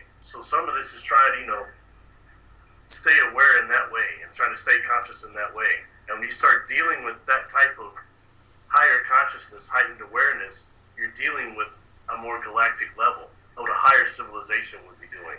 That monolith, we mentioned 2001, it's set on the moon, one on Jupiter, I think, and one on the moon, waiting for us to become a Type 1 civilization to make contact. Remember, at first the apes were just running around and making funny noises, and then later they was trying to wait for us to become a Type 1 civilization, which means we're no longer using fossil fuels for our power source. We're using the parent star, more of a solar power, 0-point energy. That's when things change here. Like some of these beings, even some of those drones that I think are being back engineered, the original drones that we're seeing, they're always seen around trees. I think that's because they're using the natural global network of communication of trees to try to communicate with us. So it's a matter of what would a Type 1, Type 2 civilization really do to communicate. But guess what? We can't really communicate with the trees anymore. Humanity's partially lost that ability. Those are things from the past that we don't know how to do anymore. Instead, we're destroying half the forest. It's just food for thought. I'm just putting that out there. All right? Well, from what I understand, aliens changed our DNA, and that we used to live a lot longer than we do now. And that's another question I'd like you to ask them. Will they ever change our DNA back where humans can live longer? And I'd like to know how long aliens do live. Do they die of diseases? Do they get them as well? Do they have doctors? Do they have hospitals? I think before the firmament fell here, and we were exposed to the amount of cosmic rays we are now, human life was life expectancy lifespan was much longer. I think that's a result of the cosmic ray bombardment that we're getting. As far as what I don't know at what point they're going to be giving more healing technology or not. But it's like I said, I'm not the only person that has seen stuff like this. You've got a book by Preston Dennett called UFO Healings. You've got tons of people that have seen this. And I think a lot of us are probably carrying the ability to make some of these devices. Believe me, if I can even conceive of it, there's somebody else that can build it. And a lot better and has a better knowledge of it from their experiences than I do. And I think it's time that technology starts getting acknowledged. Like even, for example, what Dr. Lear found out about those implants, the real ones he removed from people, and the analysis that was done of them, the real analysis in a lab under microscope, they found that those nano carbon nanotubes and those nano spreads those things are making, might even be miles long for just those little implants. So you know what kind of technology we're talking about being able to transport, and on the organic level even? There's some type of organic technology we're seeing that people don't want to even acknowledge. They're not even acknowledging Morgellons, which is just supposed to be, parasitis, which is like a mental deal where you think... Oh, yeah, hallucination. They call it the hallucinations. And you have people with lesions, with fibers coming out. So those have been analyzed too, professionally. And what they're seeing, the same type of nanotubes, carbon technology, nanotech, that you're... But people don't want to talk about that. They don't want to acknowledge that. Right now we're still dealing with, are we alone in the universe? Are you kidding me? After what we've seen with Hubble telescope alone, the amount of galaxies they put up to, 320 billion galaxies now, something like that, like the Milky Way, and we're going to say that we're the only ones? That's so a concocted world we live in. It's kind of scary, Do you think that you and the others that have been contacted by aliens, that the government is interested in you? I will say this. I think that for me, I may not have had, my whole life, I remember somebody coming to school when I was a kid and asking me some questions that were kind of odd, like maybe they knew I was in one of these mystery schools at night that I wasn't telling anybody about. Like, can you move things with your mind and stuff like that? That's the only time I remember it being ever. I'll say I've not had contact like that, but I will say this. In my opinion, I think they have a way to trace us that have the genetics to have contact. Number two, I think when you have somebody like myself or several people listening here that have actually been on board one of these ships and been in transport on one or been exposed to one of these engines, I think your cells get irradiated with a certain type of, some type of energy. You know, like I think Doctor Who calls it Artron energy. I think it's like a type of energy like that. Once you go through one of these vortexes, I think you get irradiated. And I'm sure that they have a way to track that and track people that have that type of a signature. So I think in that way, I'm sure they know they're monitoring everything. So I'm sure they know, but you also have a point where other beings step in and have a say-so in things that are maybe invisible forces that we don't know about. But my contact has not been like that. I can't tell you I'm not cool like these people I'm saying right now. I haven't been in a jump room to Mars or anything like that. I haven't been hanging out with the president on Mars. I'm sorry. I haven't. Sorry, just having some fun. Okay, so this comes to the next question from Joyce Lynn. Have the aliens taken you anywhere other than the spaceship? Yes. Oh, they have? Yes, I've seen what I think we could call a planet that was being mined for some of these minerals I described. I've seen another planet that seemed to be destroyed by some type of toxic gas they were showing me. I've also seen what I would call, I call it a unicomplex, which is like a bunch of large Legion type of ships all connected together. So they call it like a unicomplex. And one of the ships I was on went up into that. So that would be one there. And also I've seen something, and this is odd, okay, but I could not remember this except for in regression. They took me to some type of a base that is in a mountain range, a high mountain range. But here in our planet or out in outer space? On our planet. Our planet. And I'm standing it looks like these almost garage vents when you pull up there. I was tripping because I said there's no way that the intelligence of the world, the governments don't know about that. But inside of this, I could see different craft, but I never saw any humans or any beings that seemed to meet my visual acuity. I couldn't seem to see any of them. So that told me it was somehow dealing with this alliance I've seen. So these are higher beings there, and I don't think anybody on this planet can do anything about it. My opinion only. Oh my God. Well, sometimes we get outdealt, and you're dealing with forces that are beyond. You know, I'd really like to have you come back because there's other things I want to talk to you about. And one of them is the Magellan? How do you pronounce it? Magellan? Yeah. Yeah, I want to talk about that and the blue light and all that. But this show I wanted to just do the introduction. Do you have a chip in you? Do you think you have a chip in you? I hope your audience doesn't start throwing tomatoes at me like no, they love you. Chuck Barris, I used to love Chuck Barris in the Gong Show. I don't want to get gonged.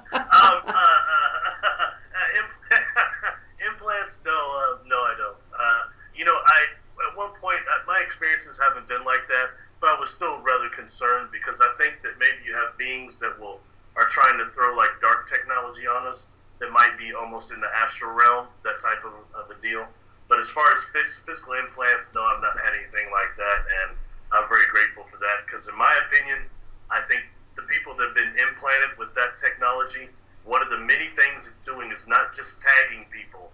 I think what it does is make them susceptible to virtual reality scenario technology, what I call VRST. I think that's kind of what some of these frequencies, these things are emitting and what they're doing. So it's not just tracking contactees. I think it makes you susceptible to that holographic technology and for screen memories. Oh yeah, Only my opinion, of course. Okay. Well, the viewer said no tomatoes, Barry. Thank you.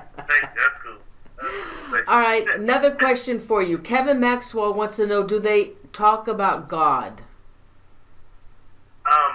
You know, everything. You know, the prime creator, and most of my contacts have been around this. And I don't say this much, but you know, when I ask, because who they were, and I'm gonna be honest with you, I spent a long amount of time absolutely interrogating my entire team of who they were, all right? Especially the ones that felt of extraterrestrial nature. And, you know, they said something. They all said the same thing. We are of the Christ consciousness, or the Christ energy. And when I first heard that, like I say, I have no religion, all right? So the first thing I start saying, oh, no, not the programming of that. And immediately they start telling me, no, this is not about a religion or any person. This is a frequency of the creator, a love frequency of the prime creator, as they said, that you can access and that you all can access. And I got the impression there are other levels that are probably higher or different than that, but it's a love frequency. And so much love came off these beings when they first start interacting with me that, man, I could tell somebody now, like, I love you, man, give them some five and give them a hug. But it's not the same frequency of love that I felt coming from these beings. And the feeling of love I felt coming from those beings is not like the love I felt coming from the angels when I had passed. Okay, totally different. That love there was so strong, it almost burned me to a cinder. And you don't think that love could actually be painful in that way, frequency-wise, but it can. So it makes me wonder, how much do we really not remember what we are? Because I'm sure we're capable of doing that too, and producing that type of frequency of love, and we've just kind of forgot it or something. You know what I mean? Wow. Okay, another question from Real Psychic. Oh, we had talked about this. How do they breed with no genitalia? We don't even know if they have one. Well, I don't know genitalia. I mean, they're not running around flashing me. They're not flashing me, so I don't know. I already tried to ask them, because there's another contactee that has had some interesting experiences. I want to be like him, so I tried to telepathically have my team. I said, hey, I want to take some selfies. Come on, let me just get 1 or 2 selfies with y'all. I'll make $1 million. And you know what? I didn't get any response at all. The whole telepathic channel just went dead. Well, you know what? Wait a minute. Now, these hybrids, aren't they half human and half alien? My understanding, yeah. So they must have something in order to breed with a human. What's that? I'm sorry. Last thing you said. They must have some sex organ in order to breed with a human, or else I don't know how else they do it. Well, you know, that takes me back to this. Even if we wanted to go back to, like, biblical text, the first thing they're saying is, like, you know, the fallen angels, whatever you want to call them, sons of God came down and mated with the daughters of women. Right. With men, begate the old men. Right. And if you want to go back to most of the abduction scenario, often has a sexual connotation to it. Have you noticed that? Yes. A lot of them, like, they'll see beings that are like a beautiful woman, they'll be having sex, or yes. The reptile will come and sex with them. There's always a connotation like that. So that tells us, as far back as record goes, they are genetically compatible with us. Oh, so you know what? I never thought about that. You're absolutely right. All those beings that have come here are genetically compatible with us. I don't mean to yell, but that's because a lot of them were from here.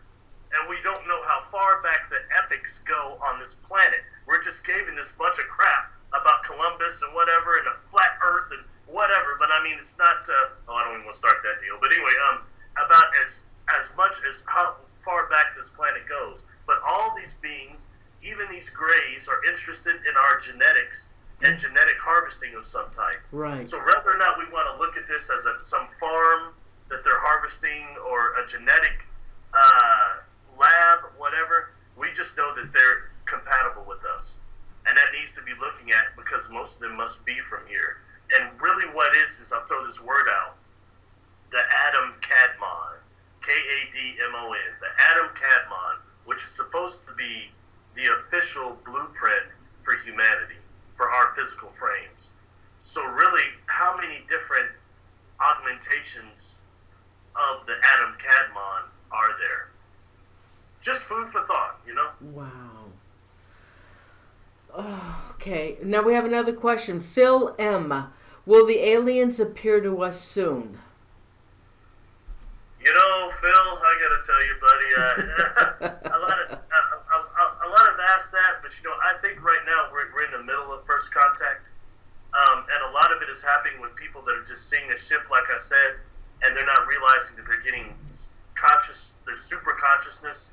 They're getting like who is on those ships and who's contacting them. Really, why are they seeing it? And a lot of this information is going on the super conscious level, and a lot of us won't know it unless we get hypnotized. And that's, you know, that's starting with more people paying attention to that. But so many people are having contact. Just right now, when I started asking that, like, how many people, even in my life here, like, how many people have seen, you know, a ship or something? There's a lot of people. And might say, well, you know, it's weird. I was looking at it. Next thing I know, oh, it's almost late to where I was going. It may only be only a minute you're looking at it.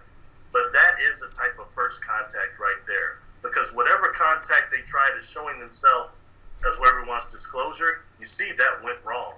Whatever happened there went wrong. Whichever one of those conspiracy theories is right, obviously we got back engineered technology. We're not in contact. We're not part of the galactic civilization. Okay, we're still not knowing how many beings we're in contact with. We're still being lied to on a global level. So in that way, I think that we have to recognize that a lot of these beings that are higher dimensional, or even from, you know, they're not coming out of these ships because it's dangerous. Down here, you've got a very dangerous population on unstable platonic.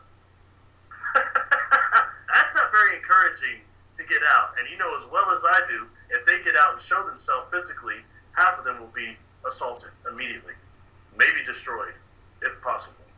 That's an issue. And it's not that people like Phil would do it, or me, or whoever, but it's the forces that run this planet that are in control.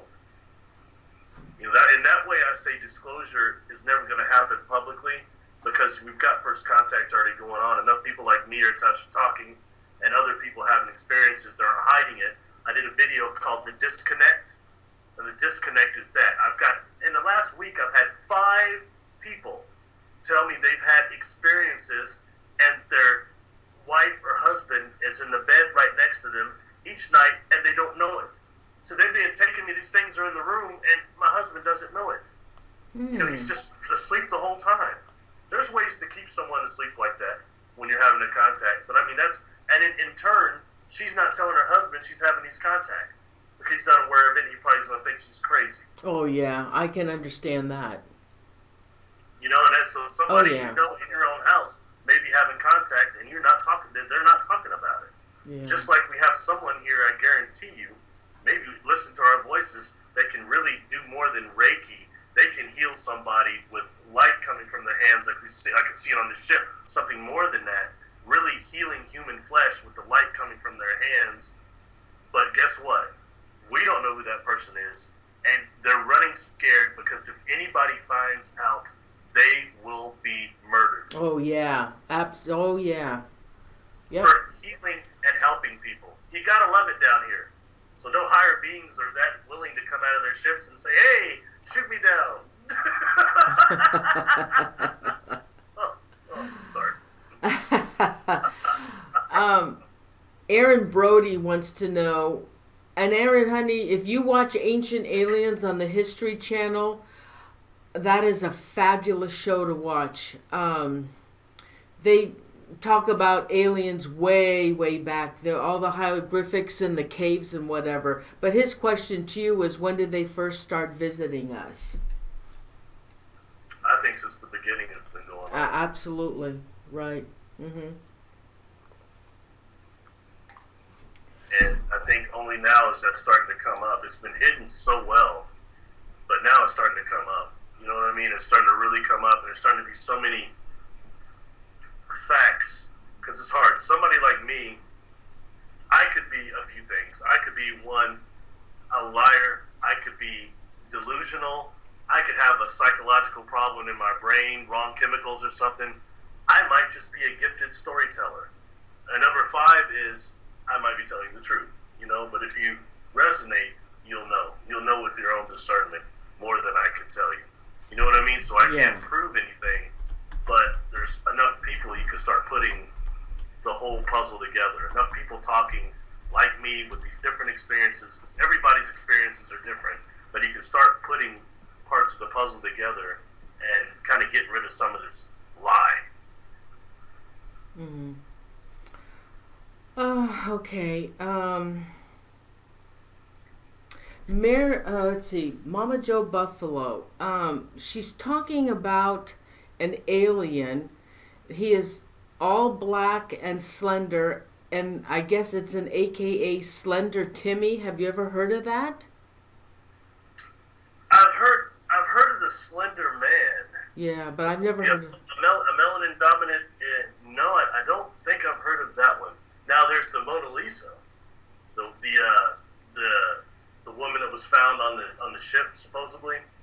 Kind of looks like she's got things around her mouth there. There's been a great deal of debate if she's either black or Asian. Oh, really?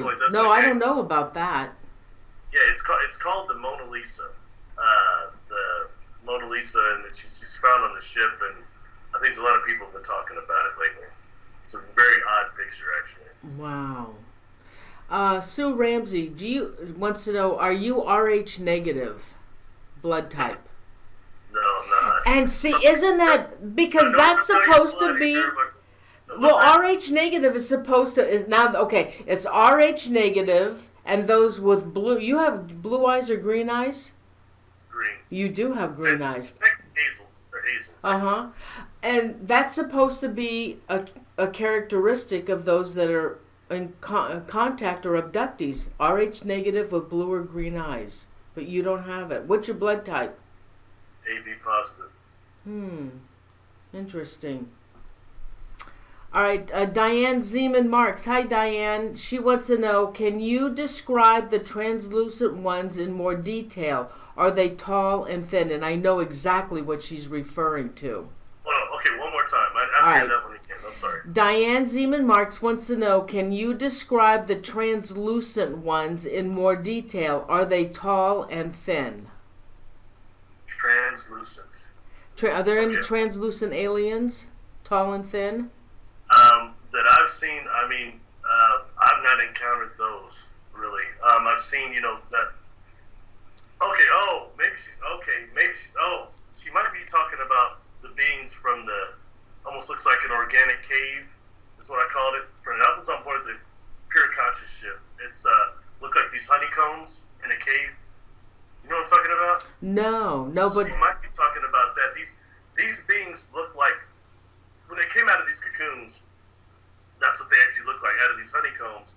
They look like the beings on Cocoon. You know what I'm talking about? You see that movie with the old men? Yeah, I remember those pods that were in the water. Yeah, the life pods. Yeah. But when they dropped their skin, they were these light beings. Now that's what these beings kind of resemble when they came out of these honeycombs. As far as that, but as far as I know, they were also using that to kind of transmute their physical body or physical container so that they could even enter our dimension for a little bit longer. And probably so we would have a frame of reference to recognize them too, is what I kind of thought. Well, but see, they were parts of this alliance, so I can't tell you exactly who they were, from what area of space. So. Well, Diane used to live in the Gold Country, up in the Gold Country, and lived on this property, and there was an entity on her property that would run across the road, and it was quite tall, translucent, and it kind of looked like an Indian, an American Indian with a headpiece on it, those headpieces with the feathers, kind of like that. And so she cannot find what this being was that was on her property, and she wasn't the only one that had seen it. Wow, kind of what I'm getting to is kind of, we have things that sometimes are called allies too. And in the other cycle of like, as far as Native Americans go, like some of the shamans and things, you had some that had allies that were with them, inorganic beings that they had as companions. And, some of them are from other dimensions and they weren't able to go back once they were here. And that may be what you're seeing there. It's some type of an ally that has taken a form of an ancestor. That's what you might be seeing. Well, one of many possible things, though. You know what I mean? But it's odd, as that was described to me, I keep kind of seeing that video of the really tall beings that are seen walking in that park with the really long legs. I kind of keep seeing that too. But whatever it is, it seems it's some type of inorganic awareness. Some type of yeah, because that area does have UFO sightings. So So you're getting a picture of it and what it is? Just as far as what I just described is all I'm getting, as far as the ally. But that implies it's an inorganic being, probably from another dimension that was maybe assisting a shaman, and now it's still here. It probably can't go back where it's from. That's what I'm getting. That by no means I'm correct. Diane said it was more Egyptian-like. The description is more of Egyptian-like. I thought it was more Indian-like, but she said no, it's Egyptian-like. Is it a man, a person? Or Well, she can't tell. All she does is it sees like it's a translucent image. It's not solid. And he runs across the property. A runner, huh? It's a runner. I don't know. I don't have any more answers. It's interesting. She might want to get somebody out, a clairvoyant out, to tell her. Maybe even a shaman out to tell her. I mean, they'll be able to answer, especially once they get in the energy field of the property, the area. They'll be able to tell her probably what it is. And I think it comes down to also, what vibration does she get from it? Do you get a negative one from it, a positive or negative? What does it feel like? Do you feel it's a menace, or is it trying to help, or is it just scared and running, or you know what I mean? No, yeah, I don't know. I just remember her saying that it just runs across the property. All of a sudden, it just runs. I think it was her daughter, and maybe one other person, the boyfriend or something, saw it, and it just runs. Weird. All right, Diane. I don't know if that's going to help you or not, honey, but. I would find somebody to come out and feel the property and feel that area. They see somebody that can actually see what that is, and to determine if it's a threat or not. She might need to get rid of it. Oh, she doesn't live there anymore, but she has written a book on it. Oh, gotcha. Let's. It might be a hot spot, dimensionally hot spot. Well, I know her neighbor moved out of the area. There was too much weird stuff going on, and they moved out of the area.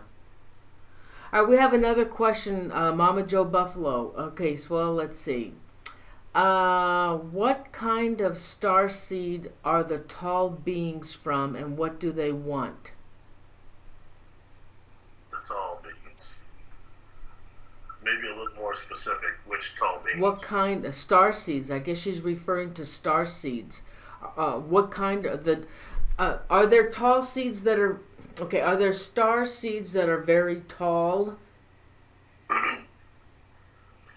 Star seeds. Aren't star seeds half human and half alien? Yeah, half human, half alien of some type. To my knowledge, you've got old races that were giants in that way. I mean, you've even got look like Charles Hall and them are all talking about the tall whites quite a bit. So that they've been seen quite a bit. But as far as where they're from, I'm not especially sure. That's not the beings I've dealt with. So I think the tall whites were said to be Telosian. Was it Telosian? And then maybe Orion? I'm not so sure though. I used to go to these conferences or whatever, I don't know which. Anyway, I had a table, and I used to have a paranormal team, and we used to do paranormal investigating. And this odd-looking young girl She had white skin, but she did have dark, long hair, and she was with her mother. And she came up to me, and Donna, who was a paranormal sensitive, she was sitting with me, but she had gotten up and she went to go get a reading.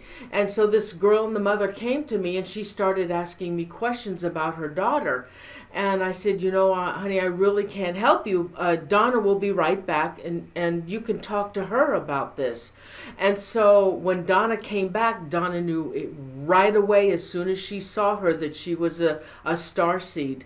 And the girl didn't talk very much. She was in college and she didn't talk very much. The mother would talk for her, and then the girl started telling her how she drew the mother said, well, my daughter is like a genius. She can draw pictures, but she won't show them to me. And Donna said, well, honey, do you have your pictures with you? And she said, yes. And she opened up this briefcase that she had, and she pulled out these pictures. Barry, I have never in my life, they were museum quality pictures. And she's in college. And Donna knew right away that she was a starseed, and all her pictures were fairies. I don't know if you know anything about fairies, if they're real or not. And anyway, so Donna had talked to her and communicated with her, said, you contact me. And Donna had classes, and she came to some of the classes and whatever, so I never knew really what was going on. But it's the first time I've never seen a starseed girl in person. And there she was. She was absolutely gorgeous. Just gorgeous, and very, very shy, and didn't want to speak very much. But what do you know about fairies? Are they real?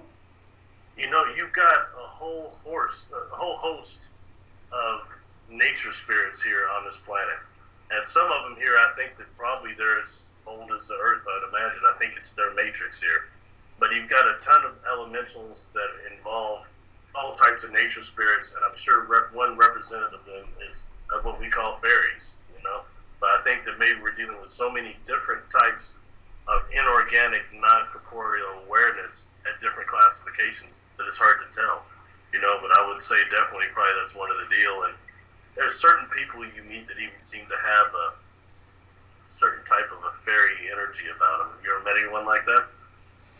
No, I just met that one girl that was a starseed. That's the only time. That'd be one. And Wait a minute, Barry. Oh my God, I did. Oh my God, I did a show. Oh gosh, like 4 years ago, 5 years ago, and Donna introduced me to him. He claimed to be a fairy. And his wife was a hobbit. And I swear to God, Barry, I didn't even know this. And when I saw her, I said, Donna, she looks like a hobbit. And Donna said, she is. Now, these two don't live in the area anymore. They moved up to Washington, up that way. And I did do a show with them. It was absolutely amazing. And I can't prove that he's a fairy, and I can't prove that she was a hobbit, but I swear to God, she looked like one. And it was and I don't own that show. I lost that show, actually. That show is gone. I don't have it anymore. But that would have been fascinating to have them come back on the show and talk about that. Yeah, so there you go. I did interview a fairy and a hobbit. And they claim to be that. There's a lot of reports of people that have been deep in the forest. They come across colonies of people that would say are hobbits. The area I've had a few friends from a couple of different Native American tribes, and they talk about the little people that they were told to avoid that would come out of the forest, and that would sound like similar to hobbits, but as they were described to me by the elders, they were said that they were dressed like not warlords, but tribal gear of war a lot of times. So that that kind of says something a little, that there's several different cultures that talk about a type of hobbit people in the forest. A book I read sometime a few years ago by the guy that had a mysterious death. Mactoonies. He called it Cryptoterrestrials. And what he talked about was different beings that he thinks inhabits the Earth, like hobbits and things like that have been using extraterrestrials as a guise. So we start looking to the stars instead of realizing the beings that have been right here on Earth, sharing the planet with us for ages. You know, just an interesting point of view, if nothing else. Wow. Okay, let's see. April Fagan. Barry? Do you have any knowledge on the reptilians? I've not dealt with them to my knowledge this time, but I'm aware of like what they represent and of them. Mostly, like I've got some other contactees that have dealt with them quite a bit. You've got a different faction. You've got a faction of reptilians that was probably the first beings here on Earth, sentient ones anyway. And so you've got terrestrial reptiles. You've also got the ones that come from Draco, and also, my understanding, interdimensionally as well. We have ones that are coming from the multiverse as well, okay, that are hostile. And once they came here, they started infiltrating the reptiles are initially from here, and so you've got several different factions of them. And we know some of them are hostile. Perhaps some of the ones here are not. But I will say this, the thought I like to avoid right now is a 9-foot bipedal crocodile come walking up on me, and that's possibly hostile. The fact that I don't seem to recall that, I have no problems with that at all. You know what I mean? Yeah. But a lot of the stuff that was revealed by Credo Mudua, which is really how the reptilians came into mainstream through David Icke, who learned everything from Credo Mudua. But if you look up any of his videos, especially the one where he's in the blue outfit, he talks about the Chitalu, which is the name for the reptilians, and he gives several different classifications of them. The worker classifications along all the way up to the royalty. So it's probably worth checking out. Oh, wow. What information you had for us tonight. It was absolutely awesome. Oh, Barry, thank you so much for being on the show. It was a pleasure to have you and all the knowledge that you shared with us tonight. And I would like to have you come back if you would do that. Well, thank you. I appreciate it. I didn't know if anybody was ever going to be interested in me doing any more interviews or shows. I didn't know it would ever go this far. So I appreciate it. Thank you for having me on. It's been a real blessing. Oh, Barry, thank you so much. And I'll be in touch with you. And good luck with what you're doing, because I know you're trying to get the word out. And please write that book. You've got to write a book. Okay, thank you. All right. I've seen some wonderful comments coming off. I thank you all. It's very nice. And don't forget, everyone, you can find Barry on YouTube under Barry Littleton. And I do have the link in the About section underneath this video.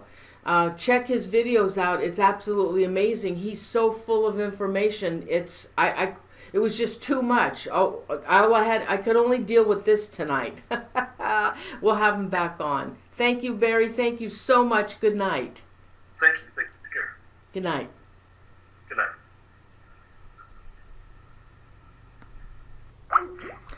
Wow. Oh my gosh. I hope you enjoyed the show. I sure did. I was very excited to have him on the show. He had no idea that he said, I didn't know anybody was still interested in. Yeah, we are.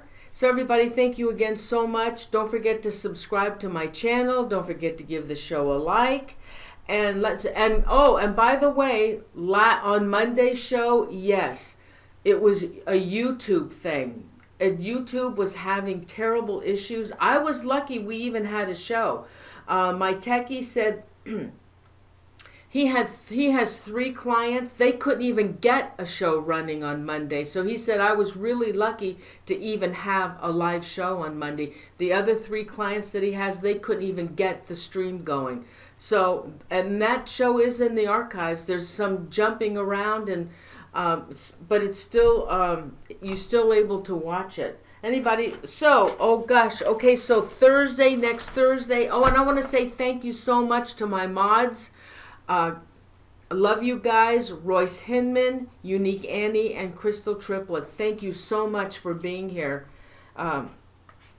It makes it so much easier for me. Okay. Oh, so next Thursday, Dave Spinks and Sean Austin. Sean Austin is from the TV show The Demon Files with Ralph Sarchi. He went on an investigation with Dave, and it's going to be on the Sedumsville Rectory, which has very sinister background. And they're going to provide their information on the paranormal investigation they did there and evidence to present for you. So it should be a good show. Oh, who's got a birthday? Oh, Crystal has a birthday. Yay, happy birthday, Crystal. Wish Crystal a happy birthday. So let's do some shout outs. Let's see. Okay, oh gosh, here we go. Mary Jo Buffalo, Simmer Sins, Real Psychic, Nick Fortner, Lynn Bowling, Crystal Triplet, The Unseen Scene, November Doom, Ginger Simmons, Phil Phil M, Tammy Alexander, Donna Gorton, Unique Annie, Nancy Soplavita, Lily Villalobos, Elaine Michael, Mama Joe Buffalo, Justin Moffat, Nancy Soplavita, I already said that, Everett Collins, Donella Daywood, Venter Storm, Joyce Lynn, Johnny Gresco, Zoe Small, Janice Bolt, Mary Sandra Amador. Anybody else want to shout out? We still have some watching. Justin Koch.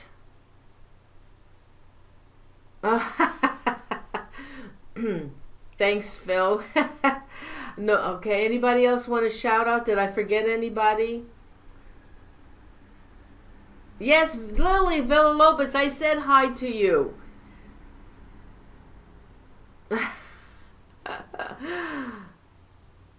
I did.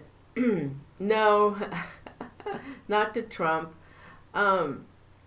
Anybody else want to shout out? Don't forget to come to the show next Thursday. I'm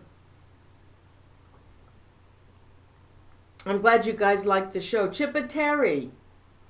Hi everybody. Thanks for being here. Junebug 1029, Jamila Castile. Anybody else? Thank you, Justin. Emma Bejic. Anybody else want to shout out? We got some good shows. Hey, I just want to let you guys know in November I'm going to take 2 weeks off. And in December I'm going to take 2 weeks off. Oh, Sedumsville? Yes, it's next Thursday. Oh my God. Wait till you hear what Dave has to say about this place. It's crazy. It's sinister and nobody will talk about it. It's got a terrible history. So next Thursday with Dave and Sean Austin. Thank you. Let's see. And then trying to get some... I'm trying to get some shows for October. I do have several shows for October. I have oh God, Mark Hewitt. We're going to talk about the Zodiac serial killer. He's written another new book. Kayla Smith from Louisiana. She's going to talk about, I think she's the voodoo queen. We're going to talk about stuff that goes on in Louisiana. And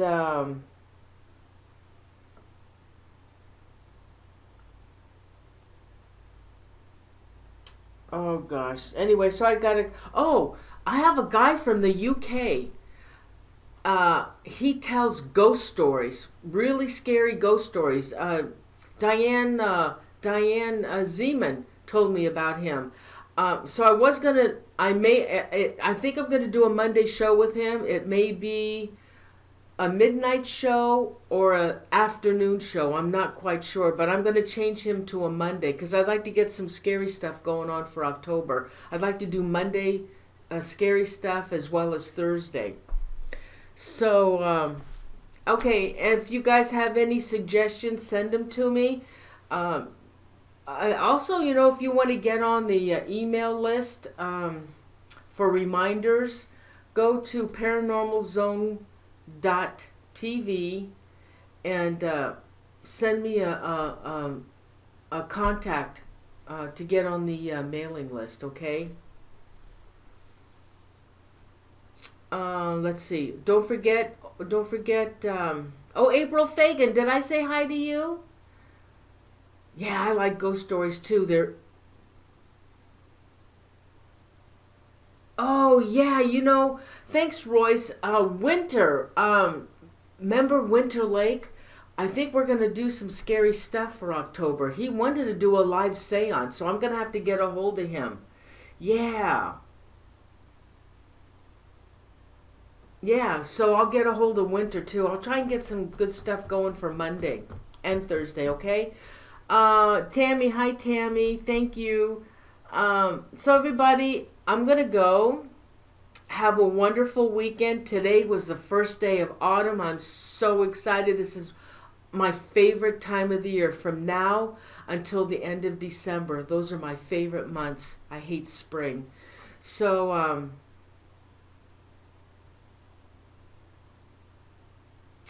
oh yeah, you can set little reminders. I've got to set up some more events too. So hi, I see lies. You were hiding.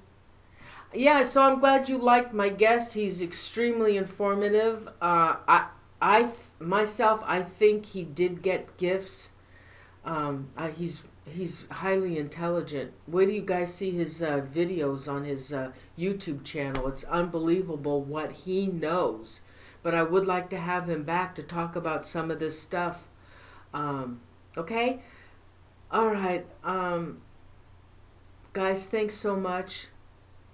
Too bad we didn't have a live chat room where you could talk. We could talk to one another. That would be awesome. So have a great weekend. Mine starts tomorrow. And love you guys, and thanks for always being here for the shows. I really appreciate it. And, if you guys want to share my shows with other people, maybe we can like to build up our chat room. That would be awesome, too. Oh, Donna Gorton. Okay, everybody. Joanne Dion. Okay, everybody, I'm going to go now. Have a wonderful weekend. Happy autumn. And I'll see you guys on Thursday, okay? Don't forget, it's going to be a good one. I love you guys. Again, thank you to my mods, Royce, Annie, and Crystal. And I will see you next Thursday, same time. Thanks, guys. Love you. Good night.